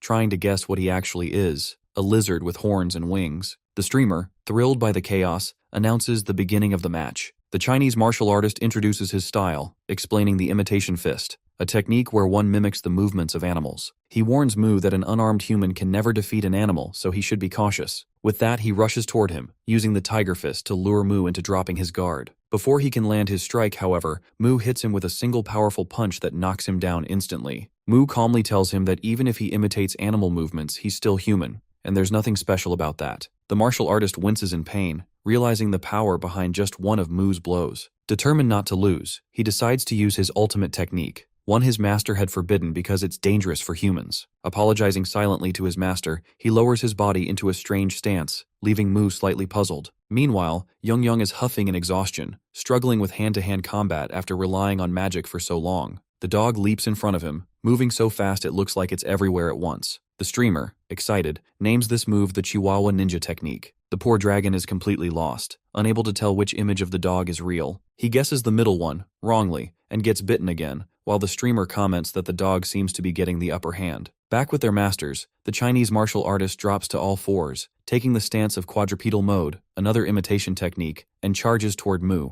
The crowd bursts out laughing at his strange movement, but among them, his master watches silently, regretting that his disciple disobeyed him and used this in public. Mu studies his opponent's lowered stance carefully. The next moment, the martial artist slashes his face with a tiger-like claw. Mu touches his cheek, realizing that if it had been an actual tiger's claw, he'd be dead. His playful expression turns serious. The martial artist keeps switching between different animal styles, overwhelming Mu with unpredictable movements. For a moment, Mu feels tense, but soon, that tension turns into excitement. He glances at the dog fighting below and suddenly understands something. If his opponent fights like an animal, then he must also share an animal's weakness. He bends his knees, channels his strength, and unleashes a burst of muscle expansion. In an instant, he jumps high into the air, far above. The martial artist looks up, startled, and before he can react, Mu dives down and strikes him. His reasoning proves correct. The weakness of quadrupedal creatures is the sky. Mu then turns toward his pet match, glaring down at the terrified dog, who instantly collapses in defeat. The streamer excitedly announces Mu's victory, while the crowd erupts, some even searching online for where to adopt lizards like Yongyang.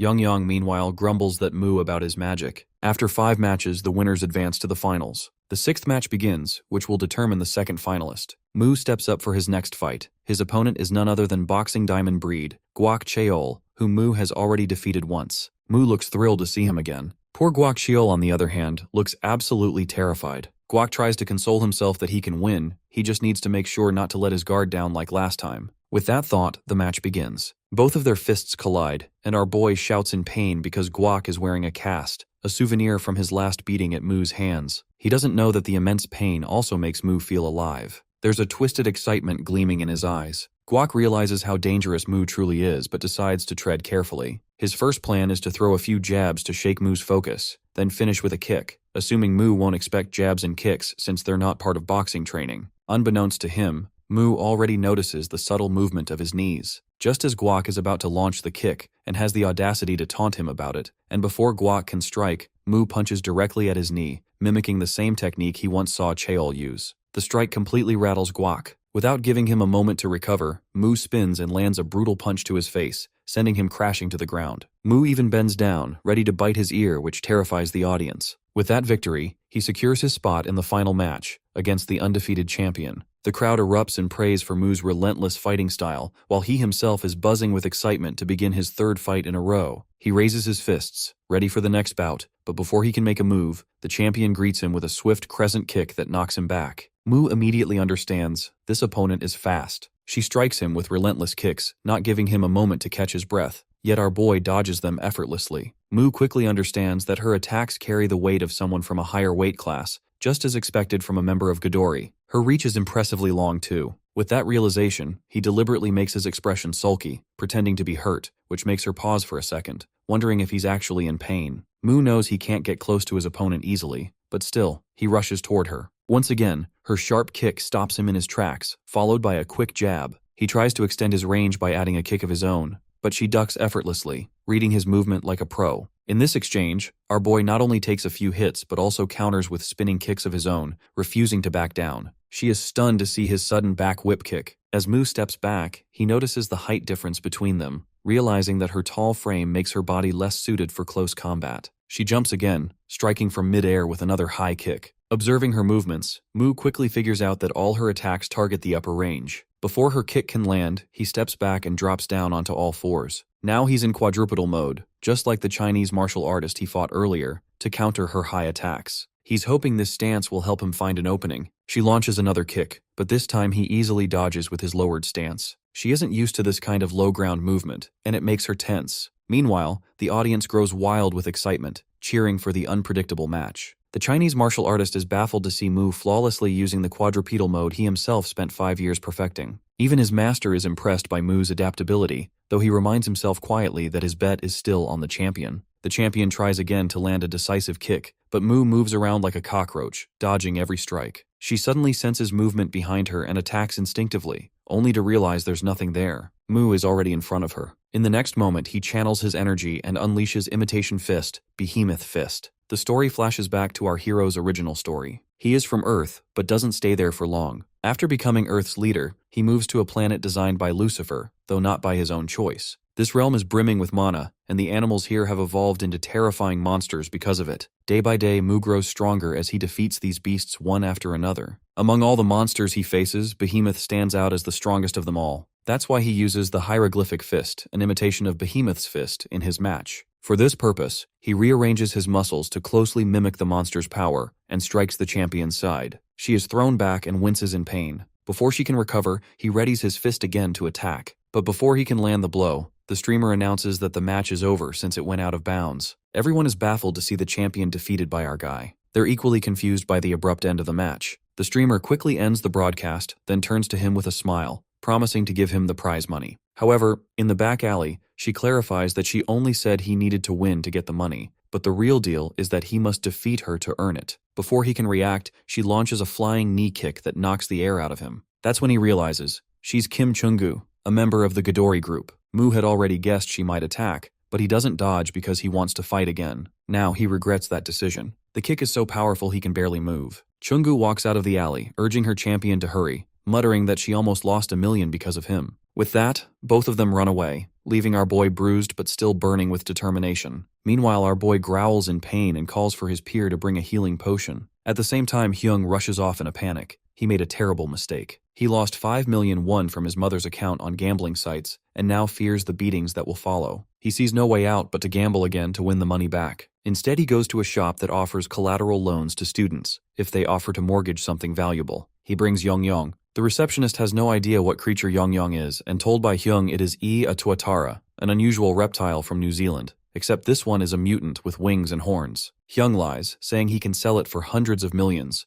The receptionist, persuaded, advances him 1 million won. Hyung feels a little satisfied. The creature was worth far more, yet he plans to gamble the entire sum to try to double it. Meanwhile, a hooded figure arrives and uses Daljun's ID to take a loan. The receptionist insists the person remove his hood. He complies, having applied makeup to mimic the girl's appearance. He's approved for 500,000 won, but after fees and deductions he walks away with 450,000 won to be repaid in a week. After collecting the money, the hooded man meets his boss, who is Yang Joe. The lackey confirms the job is done and complains that he sends him alone because the place is sketchy. Yang Joe admits he couldn't come himself but plans to win the money back and repay soon. Back inside the collateral loan office, the hooded man toys with Daljun's student ID. His subordinate asks if they can really recover the debt. He only assures that they have another method to collect if someone can't repay. At school, chaos begins the moment Yujin learns that Young is missing. Restless energy replaces her usual composure as she runs through the corridors, her voice echoing in panic. The class watches in quiet disbelief at their president's frenzy until a teacher's stern voice cuts through, forcing her back to her class. Her explanation about the missing creature earns little sympathy. Mu, seated calmly as ever, remarks that Young never vanished within school grounds. The statement draws a sharp reprimand from Yujin, who scolds him for withholding such a detail. From his desk, he produces the map she once drew, his finger landing on a marked spot where the trail ended. Before anyone can stop her, Yujin snatches the map and rushes for the exit, only to be caught again by the same vigilant teacher. Elsewhere, Mu's thoughts drift toward his earlier defeat. The sting of loss lingers in his muscles, every ache a reminder of how far his strength must go. The unfinished match continues to gnaw at him, yet the discomfort stirs something dangerous, a renewed eagerness to fight again. A plan takes root: recover, train, and challenge the Gdori once more. When the final bell rings, Yujin takes him by the arm, dragging him out of the classroom. Cheol appears along the way, curiosity flickering in his expression at her urgency. Daljun joins them soon after, searching for a lost wallet. Then the discussion soon turns toward Yang. Mu's description of the creature, scaled, winged, and small now, earns only disbelief before the others scatter to search. Watching them leave, he remains behind, quietly satisfied that their search grants him time to heal and prepare. Far from the school, Yang Joe hides in a restroom, eyes fixed on his phone as he gambles with trembling hands. A streak of victory flashes across the screen, but the smile that follows dies as quickly as it forms, because he can't exchange the money. Days slip by.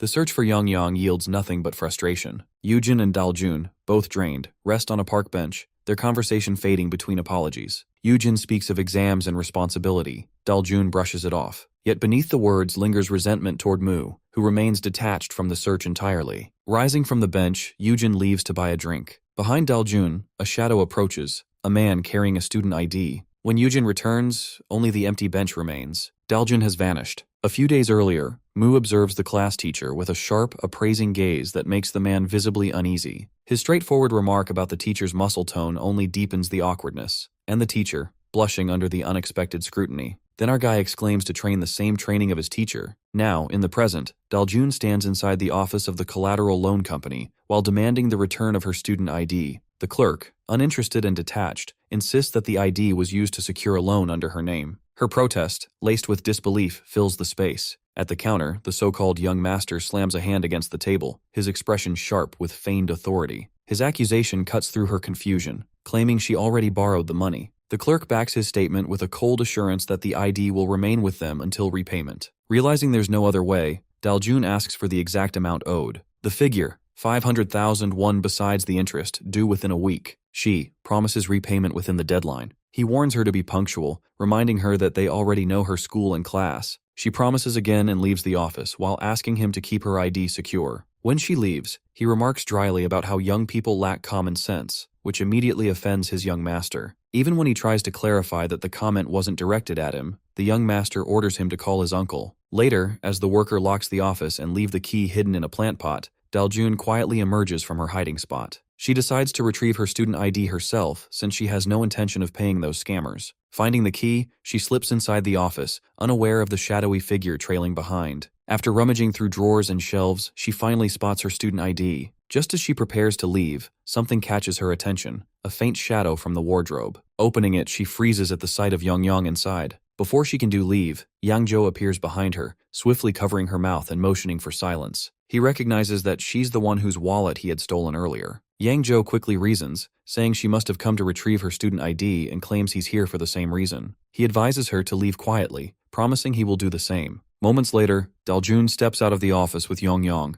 now realizing he's the missing pet from the posters. Disgust fills her as she thinks about how vile those people are, stealing someone else's beloved pet, completely unaware that the CCTV cameras have recorded every bit of her break-in. Later, she finds Yujin, who had been worried about her sudden disappearance earlier, immediately asks where she had gone. Instead of answering, Daljun opens her bag and reveals Yang inside. Yujin's face lights up as she rushes to hug the little creature, but Yang suddenly spots his real master nearby and darts straight into Mu's shoulder. Mu, caught off guard and clearly on edge, flings him away without a second thought. He quickly covers up the moment, claiming his muscles are sore from overtraining. Yujin, however, looks displeased by how he treats Yang so coldly. Meanwhile, at the collector's office, the staff reviews the CCTV footage, which clearly shows both Yang Joe and Daljun sneaking into the office and stealing the cards, with Daljun later walking off with Yang. When the worker nervously reports this to his boss, the man's expression darkens. At first, he scolds the collector for carelessly leaving his keys where anyone could find them. Then, in a deceptively calm tone, he remarks that the loss isn't major if those students fail to repay the loan. But his expression hardens, fury flickering in his eyes at the sheer audacity of those kids. Later, during the school football match, one student performs an eagle shot to kick the ball toward the goal, but our boy stands right in front of him like a statue.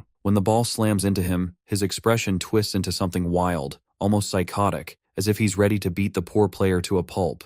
The students nearby watch in horror, whispering about the doomed player while their sports teacher rushes in to make sense of the chaos. Meanwhile, our boy seems to be thoroughly enjoying his PE training. At the same time, Yujin gives Yang her old phone so he can use the messenger app, since neither he nor his master has a phone to contact anyone. She tells him to use it if something like his previous kidnapping ever happens again. Yang, however, has no idea what Wi-Fi or a messenger even is. Nearby, Hyung, who has once again lost his money, grows nervous upon spotting Yang. The next moment, Yang launches himself at him, furious over the kidnapping incident. Hyung curses loudly as he throws the creature off himself. Meanwhile, the PE teacher tries to calm our boy down, explaining that he needs to stay peaceful during PE or he'll be kicked out of class. Right then, Hyung accidentally bumps into him, and as soon as Mu sees him, his face lights up with excitement, ready to brawl again in the name of PE time. Before he can attack, the teacher restrains him. When class ends, our boy eagerly tells Yujin how much fun PE is and insists he wants to have it every day. Yujin dryly comments that he doesn't even know what PE means. She then casually suggests that he leave Yang with her since he needs to go for training. Besides, she says, her pet misses her, and she needs to teach him how to use a smartphone. Meanwhile, Daljun stands nearby chatting with her classmates while Cheol complains about his aching neck. Heijin is about to go see the class president when Yang Joe, battered, spots Daljun. He angrily demands that she hand over her student ID. When she looks confused, he tells her about the CCTV footage that caught them, making her friends question. Desperately, he warns that if she doesn't return it, she'll end up beaten like him. He then snatches her bag, trying to grab the ID, which draws the attention of both Cheol and her brother.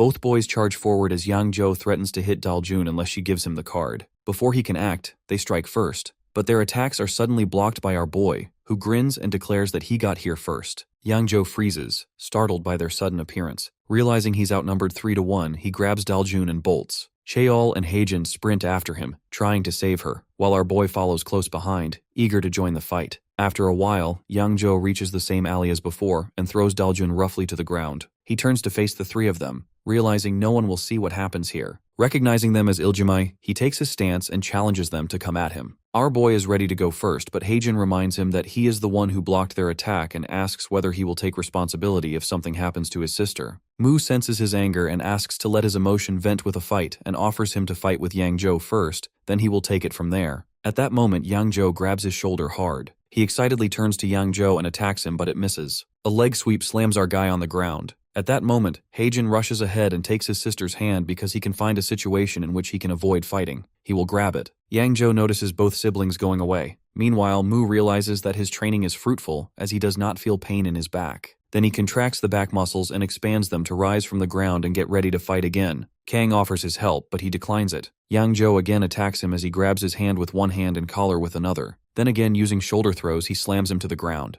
Mu is again happy that he does not feel any impact on his back. Then noticing the poor Yang getting the impact, Yang Joe is about to hit his head with his shoe, but Mu steps back before it hits him. Angrily, he is ready to take revenge for his pet from this bulky goon. He punches him relentlessly, which is blocked by Yang Joe. He did not expect these kinds of punches out of a boy who is a weight class. When he exclaims that he is going to take revenge for Yang, poor Yang Joe has no idea who Yang is as he uses a body charge at our guy. To sense the next attack, Mu senses his muscles and it feels like the big rock is coming towards him. He tries to block the attack but is still thrown back by the impact. Sheol again offers his help, which he again rejects as he hands him his pet. He understands that there is a weight difference between him and Yang Joe as his body is like a rock. However, he is still burning with determination to break this rock with his fist, so he decides to attack him at his weak points. Then he flashes behind his opponent, striking hard at Yang Joe's back and leg. When Yang Joe turns, Mu moves just as fast to his front, landing sharp punches on both legs that make the bulky man curse under his breath. Desperate to distract him, Yang Joe calls out to Cheol, accusing them of ganging up on him 2 against 1. When Mu glances back instinctively, Yang Joe seizes the moment. He wraps his arm around Mu's neck in a rear naked choke and tightens his grip, choking him out. Cheol understands that it's dangerous as he sees Mu struggling and finally calls out for help.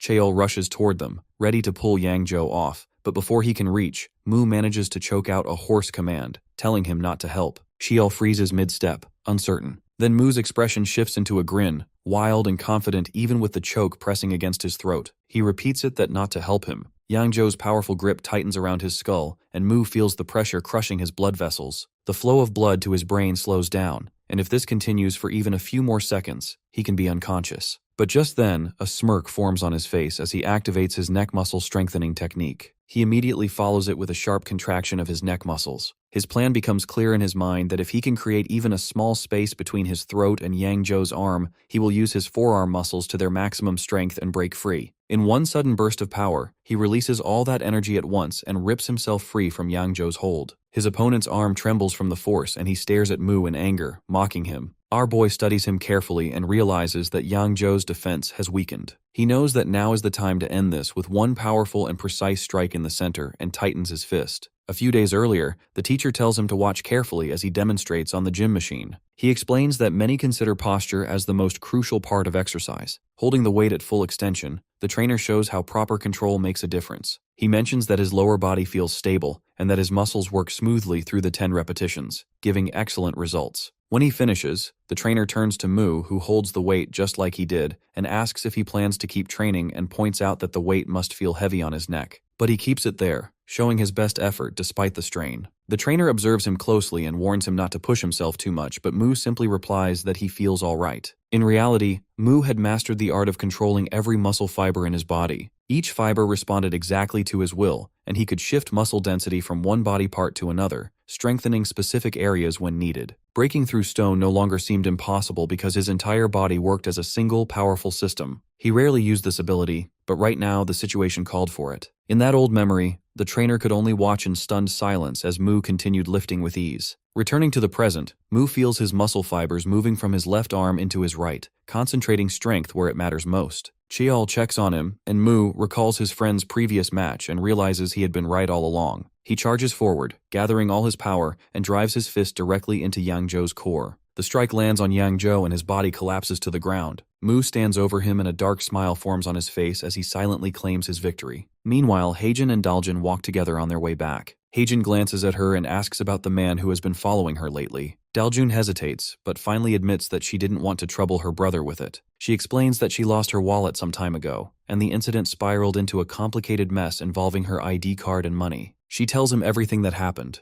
As Heijin listens, anger flashes across his face and he realizes that ignoring this won't solve anything. That man will keep chasing Daljun and using the money to control her. Without another thought, Heijin takes out his phone, calls the class president, and apologizes for not being able to join today's plans. At the collector office, the boss sits on a sofa and mentions a soccer match, but just then, the door bursts open. Heijin storms in and his face burns with rage. Before anyone can react, his fist crashes into the bod's face. He follows it with another blow, then another, pounding him without hesitation. The collector freezes in shock, muttering that this reckless kid has lost his mind, and wonders if the young master is all right. The collector hurriedly grabs his phone and orders the guards to appear immediately. Within moments, 3 security guards rush in. Heijin looks at them with fury and has no idea that something he deeply despises flows through his own veins. It's his father's blood runs inside him, carrying a terrifying and uncontrollable strength. In an instant, he charges on the guards to attack. Heijin grabs one of the guards and throws him out of the doorway with incredible force.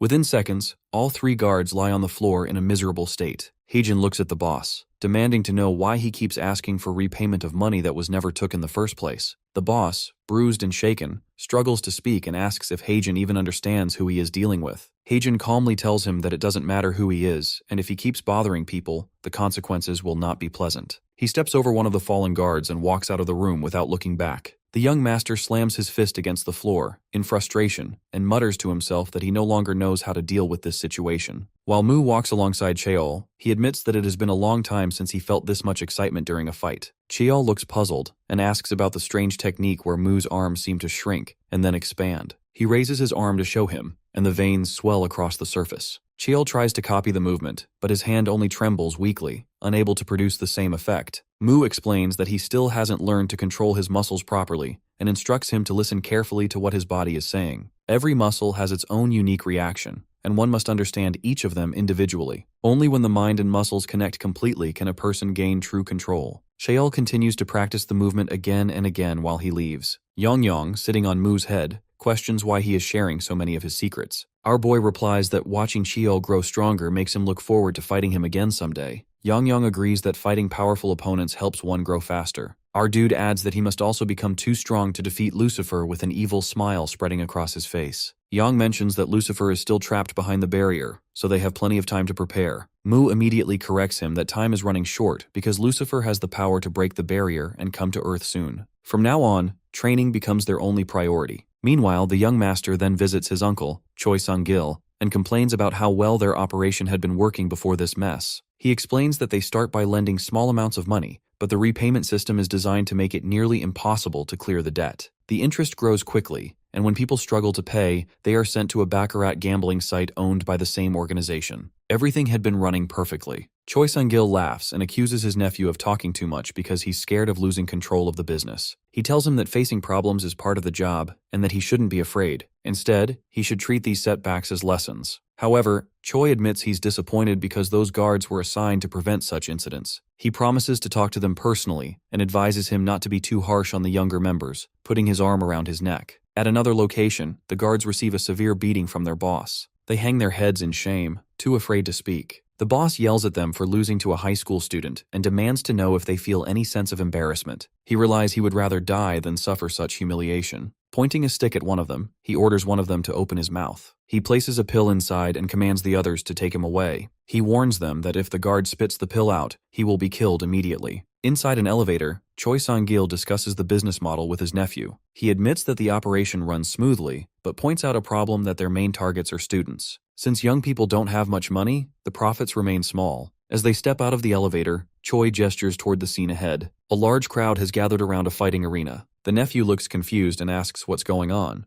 Choi explains that real money comes from large-scale gambling and that controlling the results of fights is the key to success. He directs his nephew's attention to one of the fighters entering the ring. It is the none other than Collector. His veins bulge grotesquely all over his body. The nephew, shocked by the change, remembers what his subordinate used to look like and wonders if this transformation was always hidden. The match begins, and when the opponent tries to attack, the enhanced Collector dodges easily. He launches a series of rapid strikes, moving like a wild animal, laughing as he feels a surge of overwhelming power. Choi shows him the same pill and explains its effect. With just one of these pills, he can control the results of every fight, deciding who wins and who loses whenever he wants. The nephew's eyes widen as he thinks about the possibility of using it to defeat his enemy. Meanwhile, Mu finishes his gym training. His body has changed completely. His muscles have become larger, stronger, and more defined. He smiles, noticing that this training method feels more thrilling than ever. The teacher watches him in disbelief, staring at the thick veins and solid muscle on his arms and legs. He admits that he has met many dedicated athletes before, but Mu is the first person he has ever seen change so quickly. The trainer asks if Mu is using any kind of performance-enhancing drugs. Mu starts to say yes, but before the trainer can warn him about the risks, he explains what he means. His thoughts drift to Lucifer's words about his weakness. He remembers being told that to face someone like Lucifer, he would need far more strength than he currently possesses. Mu's phone begins to ring, and Young quickly alerts him about the incoming call. When Mu answers, he hears Yujin's voice on the other end. She sounds irritated and demands to know where he has been, and complains that neither Yang has shown up for an entire week and insists on knowing their location. Our boy explains calmly that he needs to check if his training has produced any real results. Meanwhile, in between the street, two Gdori girls sit together counting money. Chungu counts the earning amount as 8 participants joined, and donations came through the broadcast. Their conversation stops when a shadow falls over them. Both look up and find Mu standing in front of them. He admits that the situation feels awkward since he assumed they would have figured things out by now. Chungu admits that she has doubted his strength, and in an instant, he launches forward and drives his knee into Mu's chest. The strike lands perfectly, and Chungu lands lightly on the ground again. Yang is checking if our boy is injured, but he only smiles while Chungu stares in confusion. Mu reflects that he must be careful this time. He has fortified his vital areas by increasing his muscle density, using his own body as armor. In the past, his muscle mass wasn't enough to block such attacks,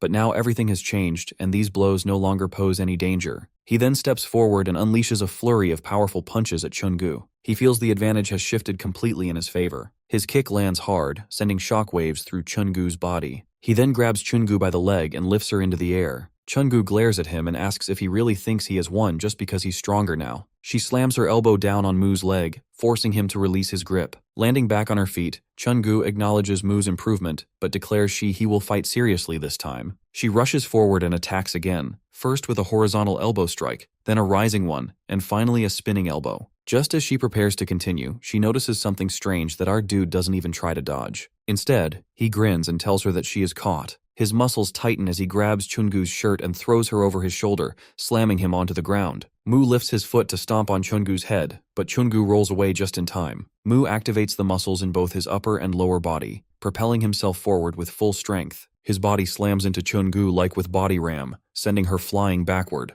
The other Gdori rushes in and catches her before she hits the ground, quickly checking if she's okay. Chungu realizes that his strength now surpasses Yang Joe's level. His partner steps forward for help and charges at Mu, kicking with force. Our dude instantly recognizes the reach advantage this gives his opponent, so he moves in closer with incredible speed. His opponent's eyes widen as Mu is far faster than she remembers. Before he can strike, Chungu darts in from the side and smashes her elbow into Mu's face. The other one follows up with a kick, and together they attack in perfect rhythm. Our guy blocks with his arms and shoulders, absorbing hit after hit. He feels the weight of their combined strikes but stays firm. Inside, he knows that his training has worked, and his past self would never have withstood this. Still, he notices a problem that when he tries to approach the other, Chungu gets in the way. Their teamwork keeps him from attacking either one effectively. He decides that fighting both at once, up close, might be the best strategy. Yang also mocked them for their teamwork. Then, with a smile, he calls out to Yang, announcing that he's discovered a way to deal with them. Yang looks completely confused, not sure what his master means. Without warning, Mu reaches behind his head, grabs his pet by the tail, and swings him forward like a weapon, declaring that the fight is now 2 versus 2. It leaves both of them completely stunned. Our boy lifts him high above his head and charges forward, swinging him like a weapon to strike both opponents.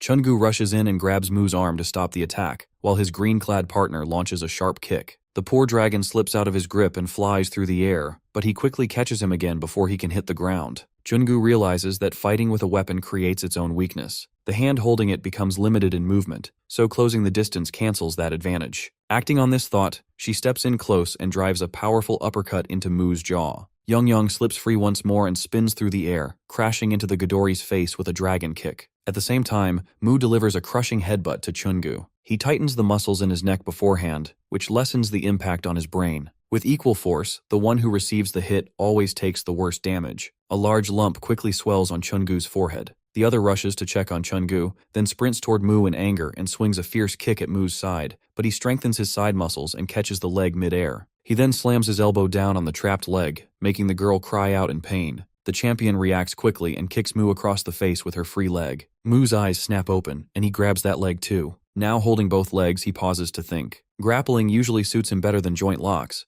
but this situation seems perfect for trying one again. He twists both legs into a locking position, leaving his opponent helpless as the ancient Egyptian joint lock takes full effect. The champion screams as sharp pain shoots through her legs and he fears his legs might actually break. She shouts her surrender again and again, admitting complete defeat. Mu asks if he truly gives up and begins to release the lock. He mentions leaving his mark, but before he can finish, she breaks free and kicks him square in the face. She rolls away and quickly stands back up. Mu remarks on how much energy she still has and charges at her again. She then grabs a handful of money and throws it toward him, yelling for him to take it all. The bills scatter through the air, hiding both fighters behind the fluttering paper. Our dude then stands alone and Champion's cap lies on the ground nearby. He picks it up and remarks that he failed to leave his mark this time, but will succeed in their next fight, and places the cap on his head. Meanwhile, his partner lifts Chungu onto her shoulder and shakes him, trying to wake her up, but Chungu doesn't respond at all. Elsewhere, Yang Joe walks out of an emergency room wrapped in bandages. He mutters bitterly that nothing ever goes right for him, and calls Mu and his group bullies and swears to get revenge, and promises to teach them a lesson next time. He kicks a stone angrily, sending it rolling ahead of him. The stone stops near someone's feet. The person standing there wears a serious expression and questions Yang Joe's angry look. He spins around and demands to know his identity. He is Guak Dugyeon from Kuku High School. Dugyeon asks him where he keeps getting beaten up so badly, and he snaps back at his blunt tone, mocking him for acting tough even when he looks irritated. He asks if Dugyeon expects sympathy from someone who's always being beaten. Dugyeon taunts him that has some fight left in him and looks capable of taking even more punishment. Yang Joe questions his confidence to act so high and mighty when nearby groups,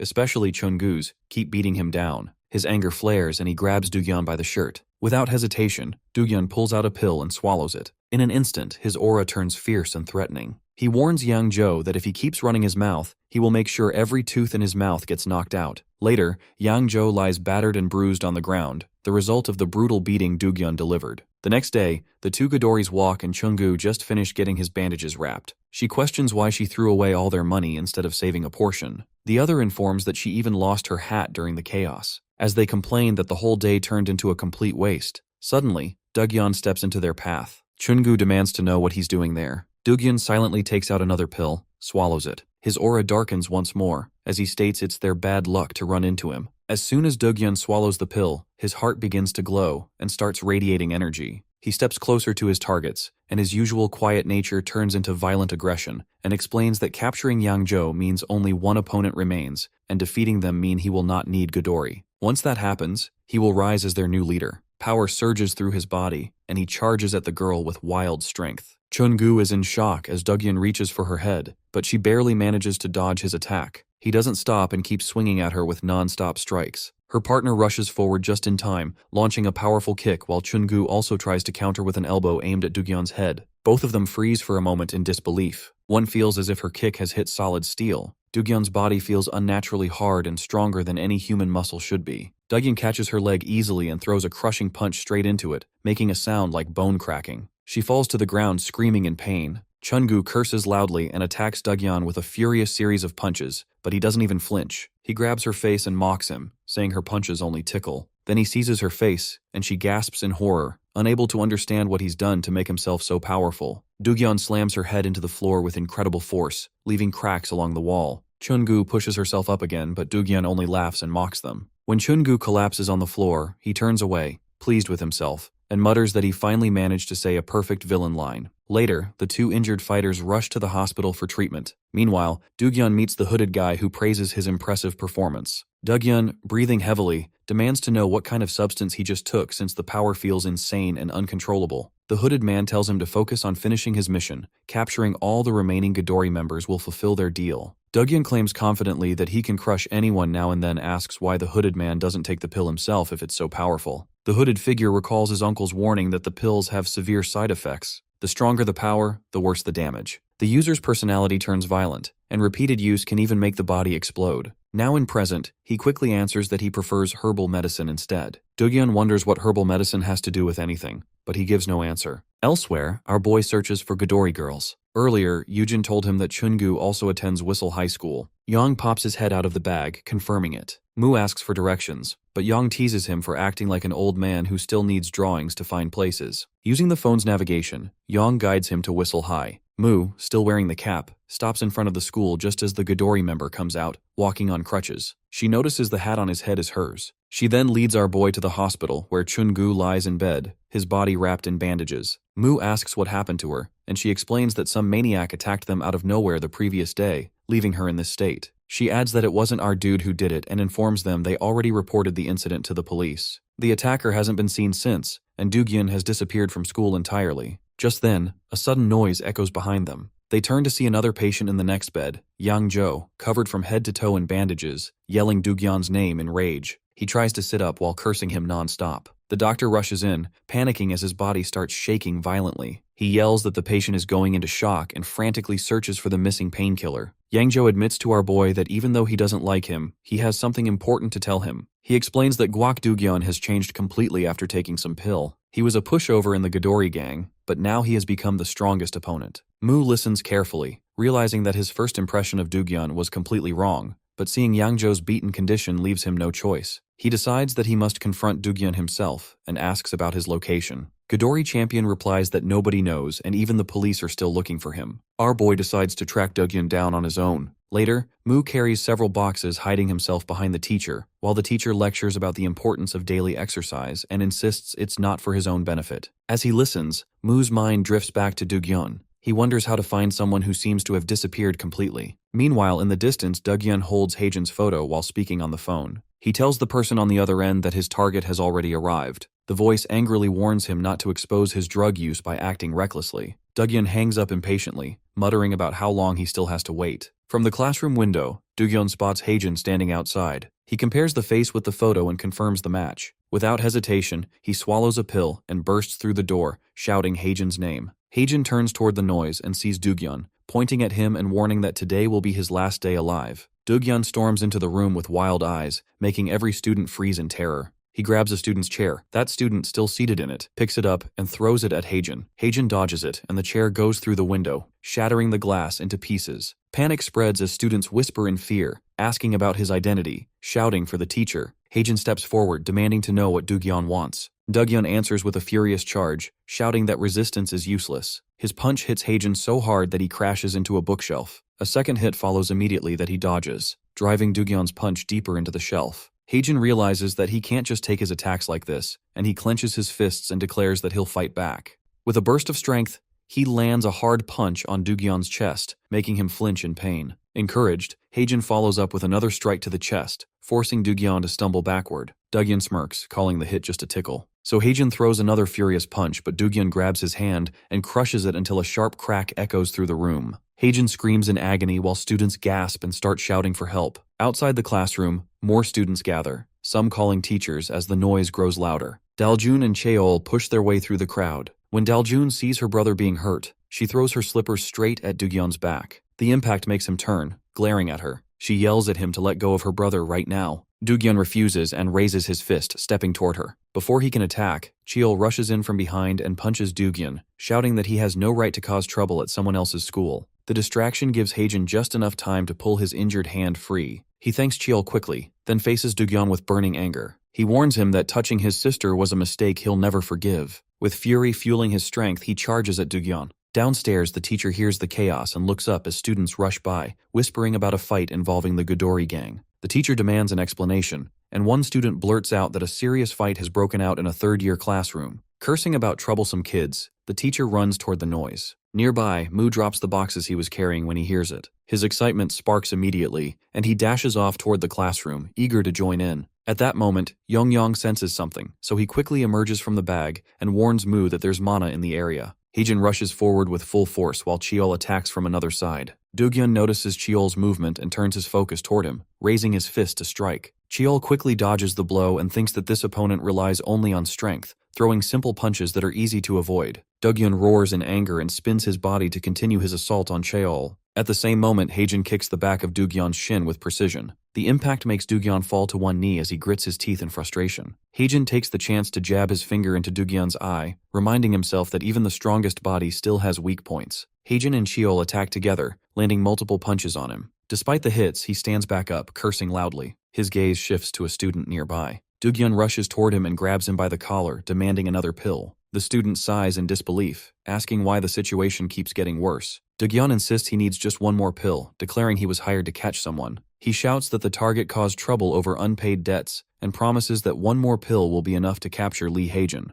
Turns out the student was the same hooded boy, and he trembles. Heijin immediately realizes that he is the one behind everything. Anger fills him as he glares at the man, who begins sweating nervously. He curses Doogyun for causing problems and shoves another pill into his mouth, ordering him to destroy Heijin completely. Doogyun accepts the command without hesitation. Heijin steps forward, warning them again about the consequences of crossing the line. Before he can finish, Doogyun's enhanced power sends him flying backward. The same shockwave throws Cheol straight through a nearby window. Doogyun's body begins to change grotesquely, turning into a massive beast. Daljun screams for her brother and Cheol, running toward them to help. Doogyun reaches out to grab her, but a strong hand stops him. The teacher has arrived. He remarks that Doogyun must have been working out lately, but brute strength does not excuse attacking his classmates. The teacher grips Doogyun's hand tightly and announces that it is time for a lesson. Doogyun trembles as he tries to overpower the teacher by force. The teacher quickly realizes how dangerously strong Doogyun has become and runs outside, calling for police assistance. Our boy appears at the scene right behind the teacher. Yongyang sits on his shoulder and points at the mana coming from him.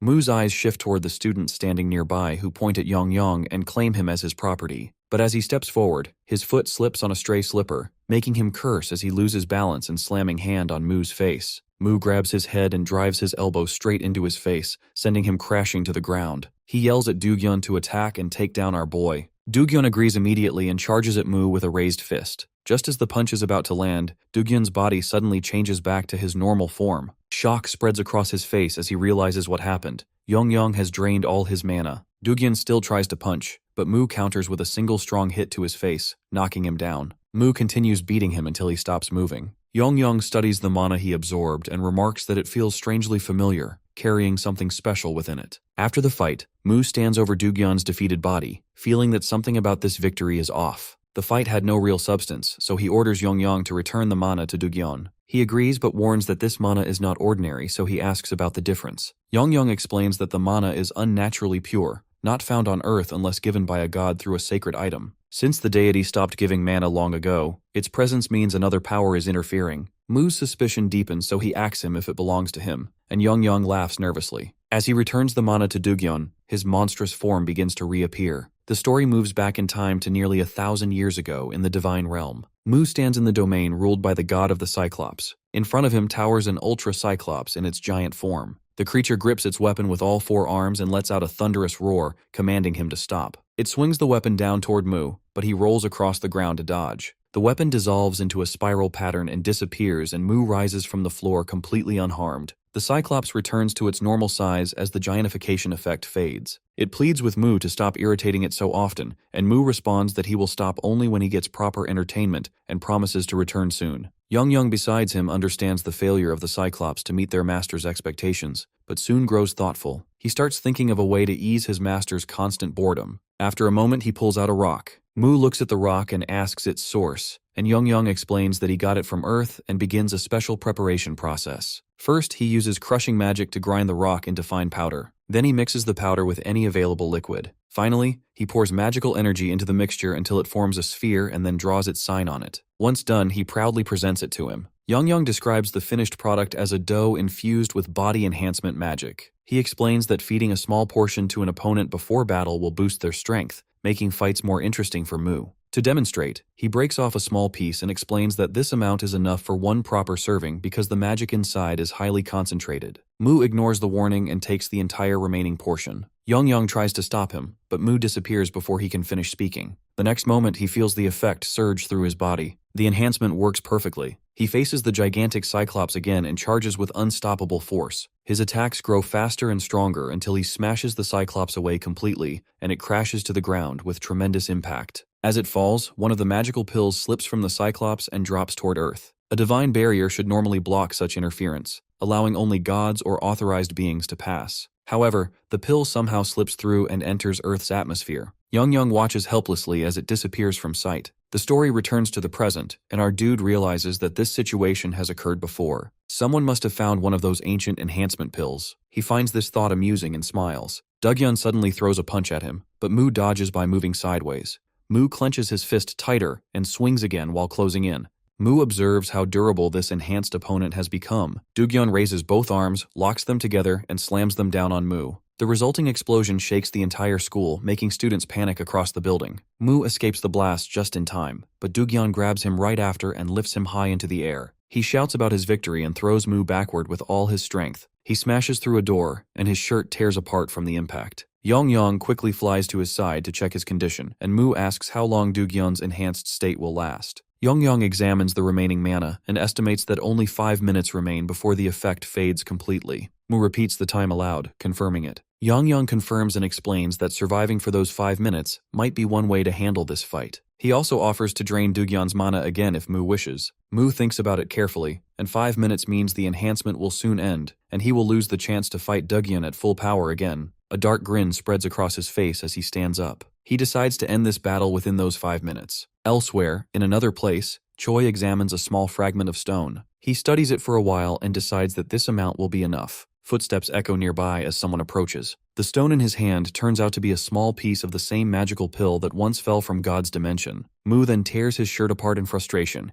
and he knows that trying to match Dugyeon's strength directly will only destroy his own body. If he wants to win, he must surpass him in at least one area. His muscles tighten as his body prepares for what comes next. Since leaving his original world, his muscles have continued to develop and grow stronger. Over time, that excessive muscle mass began to slow his movements. He realized that raw strength alone wasn't enough, and he needed balance between power and mobility. Through training, he discovered a method to reduce muscle size while increasing density, a skill he named compression. During his years of practice, he stacked this ability over 100,000 times. Now, in this battle, he activates it at 1 stack. Compression lets him strengthen specific parts of his body instead of his entire form. As Dugyeon's fist rushes toward him, Yang shouts a warning and Mu narrowly dodges, and Dugyeon's punch smashes through the door behind him. He increases compression to 2 stacks, feeling his muscles harden further. He grabs Mu's head with both hands and throws him across the room with tremendous force. Mu crashes into the wall as compression rises to 3 stack. Furious, Dugyeon charges forward again, and our dude mirrors his movement, sprinting straight toward him. Their fists collide in midair with explosive power, shattering every window nearby. Dugyeon stares in disbelief, unable to understand how someone can match his drug-enhanced strength, and he curses and attacks again. Our boy meets him head-on once more, and their clash releases a shockwave so strong that everyone nearby is knocked backward.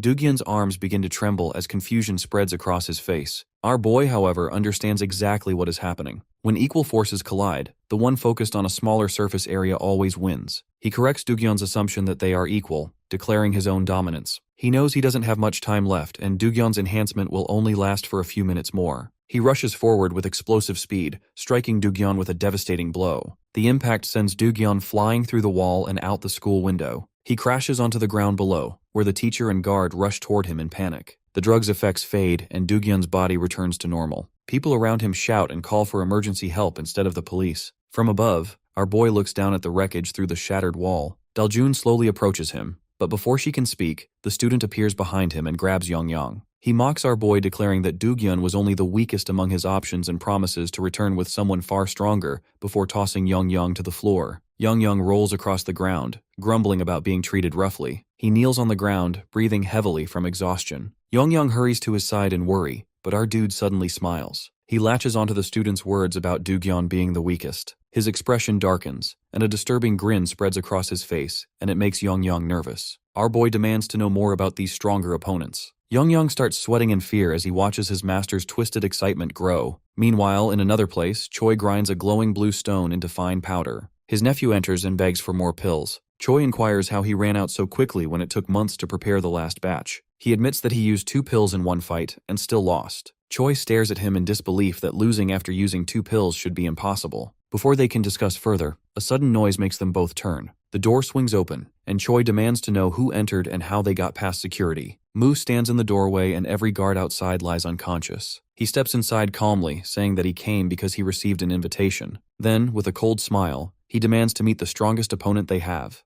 A little while ago, when the bold boy had boasted about bringing stronger opponents, Mu demanded to know where they were. On his command, Yang became nervous and then opened his mouth to reveal a glowing red pill. It was a recovery sphere, an item that healed all injuries and boosted physical power. Without hesitation, our boy took it and prepared to leave. Nearby, Heijin and Chiol lay injured but tried to stop him. Chiol warned him about the danger ahead and offered to go along. Heijin insisted on joining too, hoping to prevent things from getting worse. Mu walked up to both of them and suddenly grabbed their legs, making them scream in shock and pain. Daljun stood confused, wondering what he was doing, but he refused any help, claiming this was his fight alone. He then started laughing uncontrollably before leaving everyone behind stunned by his strange behavior. He reached Choi Sang's building, where a security guard stopped him at the entrance. The guard mocked his appearance, comparing him to a beggar, and demanded to know what he wanted. He ignored the insult and kept walking, claiming that someone inside had made a promise with him. When the guard grabbed his shoulder and stopped him from taking Yang inside, he punched him straight in the face. The guard flew backward, crashing through the window. The rest of the guards, shocked by what they saw, rushed toward him. They shouted curses, but he treated them as nothing more than obstacles. Within moments, they all lay defeated on the ground. Our dude now steps inside and demands to see the strongest fighter in the building. The boy panics, pointing at him while shouting to his uncle that this is the maniac who keeps fighting even after taking 2 of their enhancement pills. Yang protests in annoyance at being insulted. Mu's aura grows heavier and more intimidating, forcing the hooded figure to step back in fear. Again, he asks where the strongest opponent is. Choi studies him carefully, realizing that anyone capable of defeating all their guards alone is far from ordinary. He decides to test this man properly. He agrees to show the strongest fighter but adds a condition. If he loses to any of them, he must serve under them. He accepts with a confident smile, telling them to proceed however they like. The boy quickly adds another condition, pointing toward Yang and demanding that he be part of the wager too. Yang becomes furious at being treated like property, but the boy agrees without hesitation, and Yang understands that he is simply too confident to care about the risk. Soon the battle arena opens and the first fighter appears. The boy nervously asks his uncle if they can really win this. He reassures him that 1 pill alone allows someone to fight for hours, while 2 make them nearly unstoppable. Their plan is to use 1 pill to wear him down, then another to finish him off. The first opponent has a pill, his eyes glowing red. He announces that although his boss has allowed killing, he won't go that far. He rushes toward Mu with full killing intent, but Mu activates his grip enhancement mid-attack, catches the fighter's arm, and squeezes until bones crack. The man screams and drops to his knees in agony. Choi's expression hardens as worry begins to show. Then comes the second fighter, also enhanced by a pill. He charges forward, but the protagonist strengthens his legs and launches his knee upward, striking with explosive force. The opponent stumbles back, and before he can recover, a brutal punch to the face sends him flying into the wall with a loud crash. Mu stands calmly, looks toward Choi, and reminds him of his promise, asking whether these are truly the strongest fighters he has spoken of. Choi watches the battle unfold, assuring him that only 1 fighter remains. The third opponent steps into the arena and swallows not 1 but 2 pills at once. His body changes instantly, muscles bulge unnaturally, his limbs swell like overfilled balloons, and veins pop across his skin. The boy is shocked looking at the monstrous figure and the extreme transformation. Mu wonders if this is the stronger opponent Choi promised earlier, and the fighter calls himself the strongest one there. To prove it, he kicks the man into the wall so hard that it crushes his body. Choi looks pleased by the brutal display, while Mu silently watches the destruction. When the giant finally strikes him, even a light hit sends him sliding several feet backward. He glances at his feet and analyzes the situation, noticing that the transformation made the fighter's legs far stronger than the rest of his body, and it's perfect for stomping and kicking with deadly force. So he removes his shoes, drops on all fours, and activates his Tiger Claw Fist, which is his quadrupedal combat style. The hulking fighter raises his leg to crush him, but Mu dodges with blinding speed. The fighter curses, calling him a cockroach, but before he can move again, Mu launches his behemoth fist straight at his face. The giant catches the attack mid-air, gripping his arm effortlessly and mocking his weak strikes. Suspended off the ground, Mu unleashes a flurry of blows, striking from every angle before driving his knee into the fighter's ribs. When he lands, blood trickles from the fighter's nose. The fighter wipes the blood and scoffs, calling the hits nothing more than bug bites. Mu realizes his attacks lack real impact. His mind races through options and aim for joints, vital points, or simply amplify power. Before he decides, the fighter lunges forward and drives his knee into his abdomen, sending him crashing into the wall. Blood runs down his face as the fighter laughs, boasting about how a proper knee strike feels. Mu steadies his breath, realizing that spreading his attacks won't work. He needs to focus everything on weak points. Moving fast, he lands a precise hit on the fighter's sternum, finally making him grunt in pain. The monster curses and counters with a storm of knee strikes that shake the arena. Mu wonders if his power isn't enough, then recalls that focusing the same force on a smaller area increases damage. Acting on instinct, he thrusts a single finger like a spear into the fighter's chest. The strike pierces deep, making the giant howl in agony. He follows with a barrage of finger strikes. Yang watches his master fight proudly. Choi curses under his breath, shocked that someone could overpower a fighter with 2 enhancement pills. He leaves his seat and charges toward the arena as his nephew calls for him. Inside, the monstrous fighter collapses, his chest covered in countless puncture wounds. He drops to his knees, then falls face first, motionless. Just as the fight seems over, Choi throws another pill inside that rolls across the floor and stops beside the man. Choi signals the fighter that if he takes the pill, he'll be offered money and forms a victory sign and utters a strange word, Tadabul. The fighter repeats it under his breath, and for a brief moment, it looks like he might refuse. But he can't control and swallows the pill desperately. The change begins instantly, and his muscles swell until they look ready to burst. His skin stretches over them like thick leather, and his entire body expands into something monstrous. Choi mutters under his breath, urging him to finish it now. The transformed fighter roars, shouting Tadabul again and again as he charges forward. Mu instantly understands that the situation has turned dangerous, and his earlier attacks won't work anymore. He focuses his energy, compresses his muscles, and extends his middle finger, thrusting it hard between the fighter's ribs. The hit lands, making the giant stumble for a second, but the effect vanishes almost immediately. He straightens up without a hint of damage. A realization hits him that his opponent's body isn't just strong, it's nearly unbreakable. He steps back quickly, trying to create distance while analyzing the situation, and his mind races for a strategy. Before he can think further, the fighter disappears from view and suddenly drops from above. The impact of his landing shatters the ground, sending chunks of debris flying in all directions. Our boy is thrown off balance by the shockwave. In midair, the fighter grabs his leg and swings him around before slamming him into the ground with brutal force. Blood burst from his mouth upon impact. Yang flies toward him in panic, calling out to restore his mana right away. But even in pain, he manages a faint smile and refuses the offer. The fighter drags him across the ground, scraping his body against the concrete before tossing him high into the air. While airborne, he realizes that his attacks can't pierce through that hardened body no matter how strong they are. The fighter catches him again and smashes him down with overwhelming strength. Then, something clicks in his mind that if he can't break through the skin, maybe there's another way. Gathering his strength, he strikes upward, landing a heavy blow to the fighter's face. The impact loosens the massive grip around him, and he uses the opening to twist free, landing behind the opponent. Nearby, Choi stands frozen as he watches the chaos before him. As Mu looks at him, he mumbles that no one told him he wasn't allowed to step in.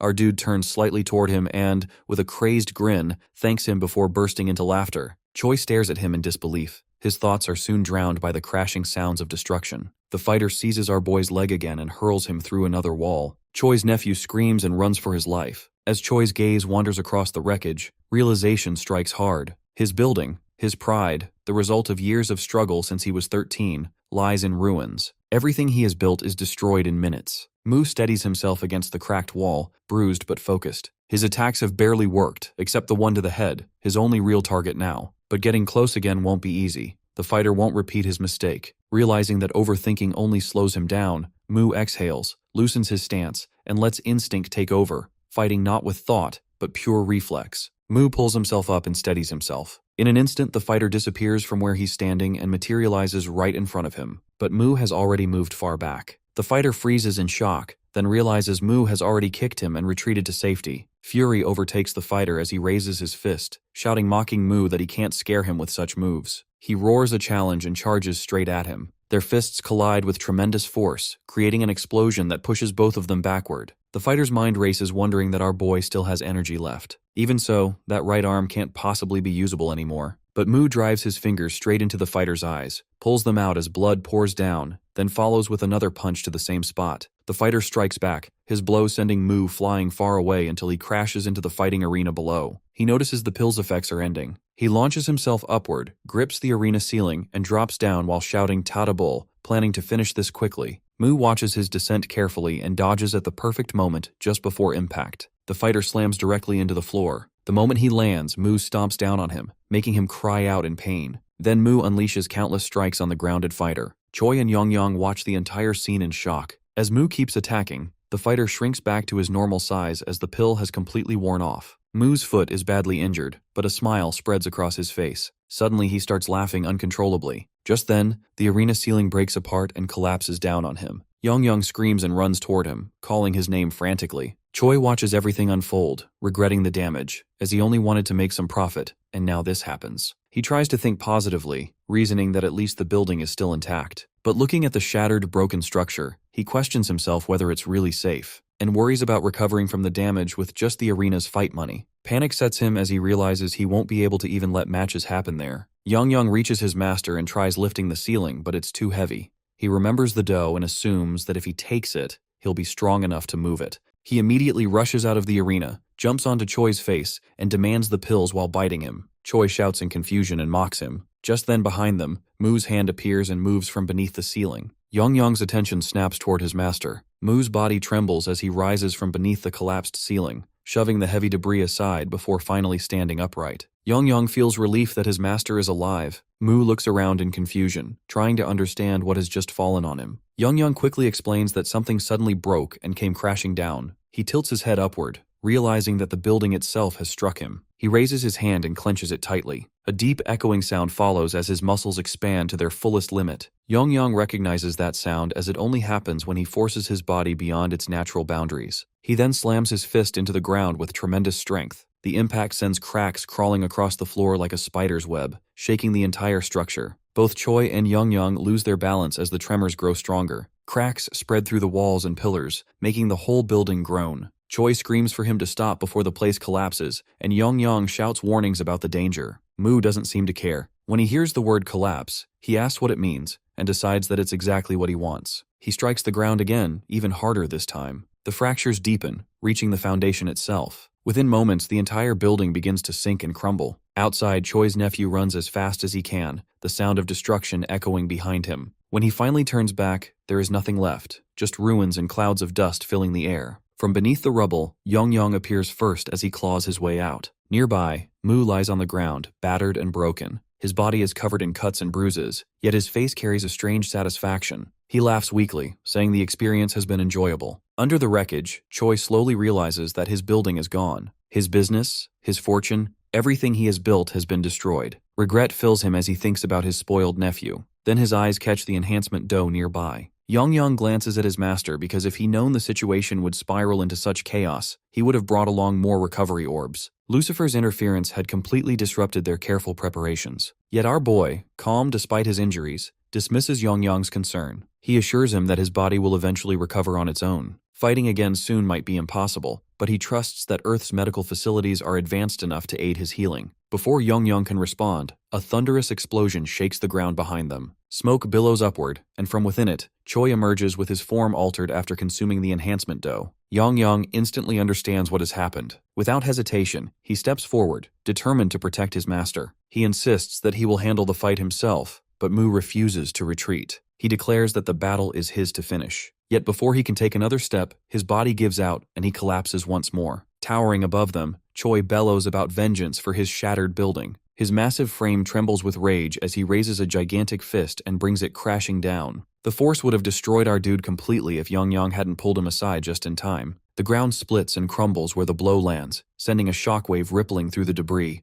Yongyang realizes his master cannot continue like this, and he pleads with him to stay down, but he refuses to surrender. Though his body is broken and his strength nearly gone, one leg, his left, still obeys him. It's enough for one final strike. He drags himself in front of Choi and focuses all remaining strength into reinforcing that leg. His target is clear, and when Choi charges forward, Mu releases all his power into one precise strike aimed directly at Choi's heart. The impact is immense. Choi coughs up the enhancement dough and collapses, his body shrinking back to normal. Yongyang picks up the dough, thrilled at the thought of extracting its mana to heal his master. But before he can act, a sudden gust of wind rips it out of his hand. As dust swirls around, he notices glowing particles drifting through the air. Then realization strikes him that this isn't ordinary wind, it's mana on Earth. Just then, the sky tears open with a deafening crack, and a monstrous creature descending toward them. A while ago, Lucifer releases an enormous surge of mana across the barrier. The ground cracks under the pressure, yet it remains completely unaffected. From a distance, Divine Archer watches him with curiosity, wondering if he has cleared out the entire area since no one else is in sight. Lucifer studies the ground beneath him, puzzled that not even a faint mark appears despite his immense power. An idea hits him that he should try something with the same power as it. Divine Archer continues to observe, confused by his sudden restless movements. Suddenly she is shocked as she watches him lifting an entire planet, Elmore, above himself. Panic grips her as she screams for him to stop. Lucifer is already set on his plan that the barrier should be as strong as what surrounds Elmore. Whether it is a barrier or something else, he intends to destroy it. Without hesitation, he hurls planet Elmore straight toward Earth. Instead of colliding and breaking apart, the two merge into one. The sight leaves both Lucifer and Divine Archer speechless. Lucifer tries to understand what has just happened. He expected to destroy the barrier, not to fuse two worlds together. From the point of contact, a surge of mana bursts out, spreading wildly between both planets. That same energy awakens the monster. The monster appears in the skies, its enormous form casting a shadow over everything below. It looks around, confused about where it is, and fury builds as it senses that someone has disturbed its domain. On the ground, panic spreads among the people. Screams echo as they question what kind of creature has appeared. Some shout for the police, while others are frozen in fear. One boy stands paralyzed, unable to move. The bull notices him and considers him as the one connected to this disturbance. To it, such a small being causing such chaos seems pathetic and dull. The boy's fear reaches its peak, but before the bull can act, something pulls it backward. The plane of nothingness begins dragging the creature away, forcing it to vanish and return to where it came from. Meanwhile, our dude asks Yang about the strange situation and why he can sense mana. Yang admits that he doesn't know as the mana suddenly started overflowing everywhere. Without wasting time, he begins using healing magic on his master. As he works, a figure descends from the sky and lands nearby. It's a knight, fully clad in armor, standing silently behind them. Yang shockingly looks at him, and the knight draws his sword and strikes the ground. In response, Yang shifts into his dragon form, ready for battle. Yang immediately transforms itself into its enormous dragon form. The knight then explains that his business is not with Yang but with the one behind him, Mu, but he refuses firmly that no one will touch his master until he's alive. The knight raises a hand and gathers energy. The sword starts to fly above Mu and flows into the knight's grasp. He declares that he will deal with Yang first. A violent explosion follows, and his laughter echoes through the chaos. Yang steadies himself and reflects that it feels like every strange creature in existence is coming after him, considering him an easy target. With a wave of his hand, he conjures glowing spheres of magic that encircle the knight. The knight looks confused, unsure of what is happening. Before he can react, the spheres detonate, causing a blast, and the knight falls back and his helmet flies away. Our boy approaches and studies the fallen knight. The man watching him grabs him in anger and demands to return something back. Turns out he's an adventurer from Elmore and the body isn't his own. The soul inside belongs to Lee Ho, who keeps shouting at our dude to give his body back.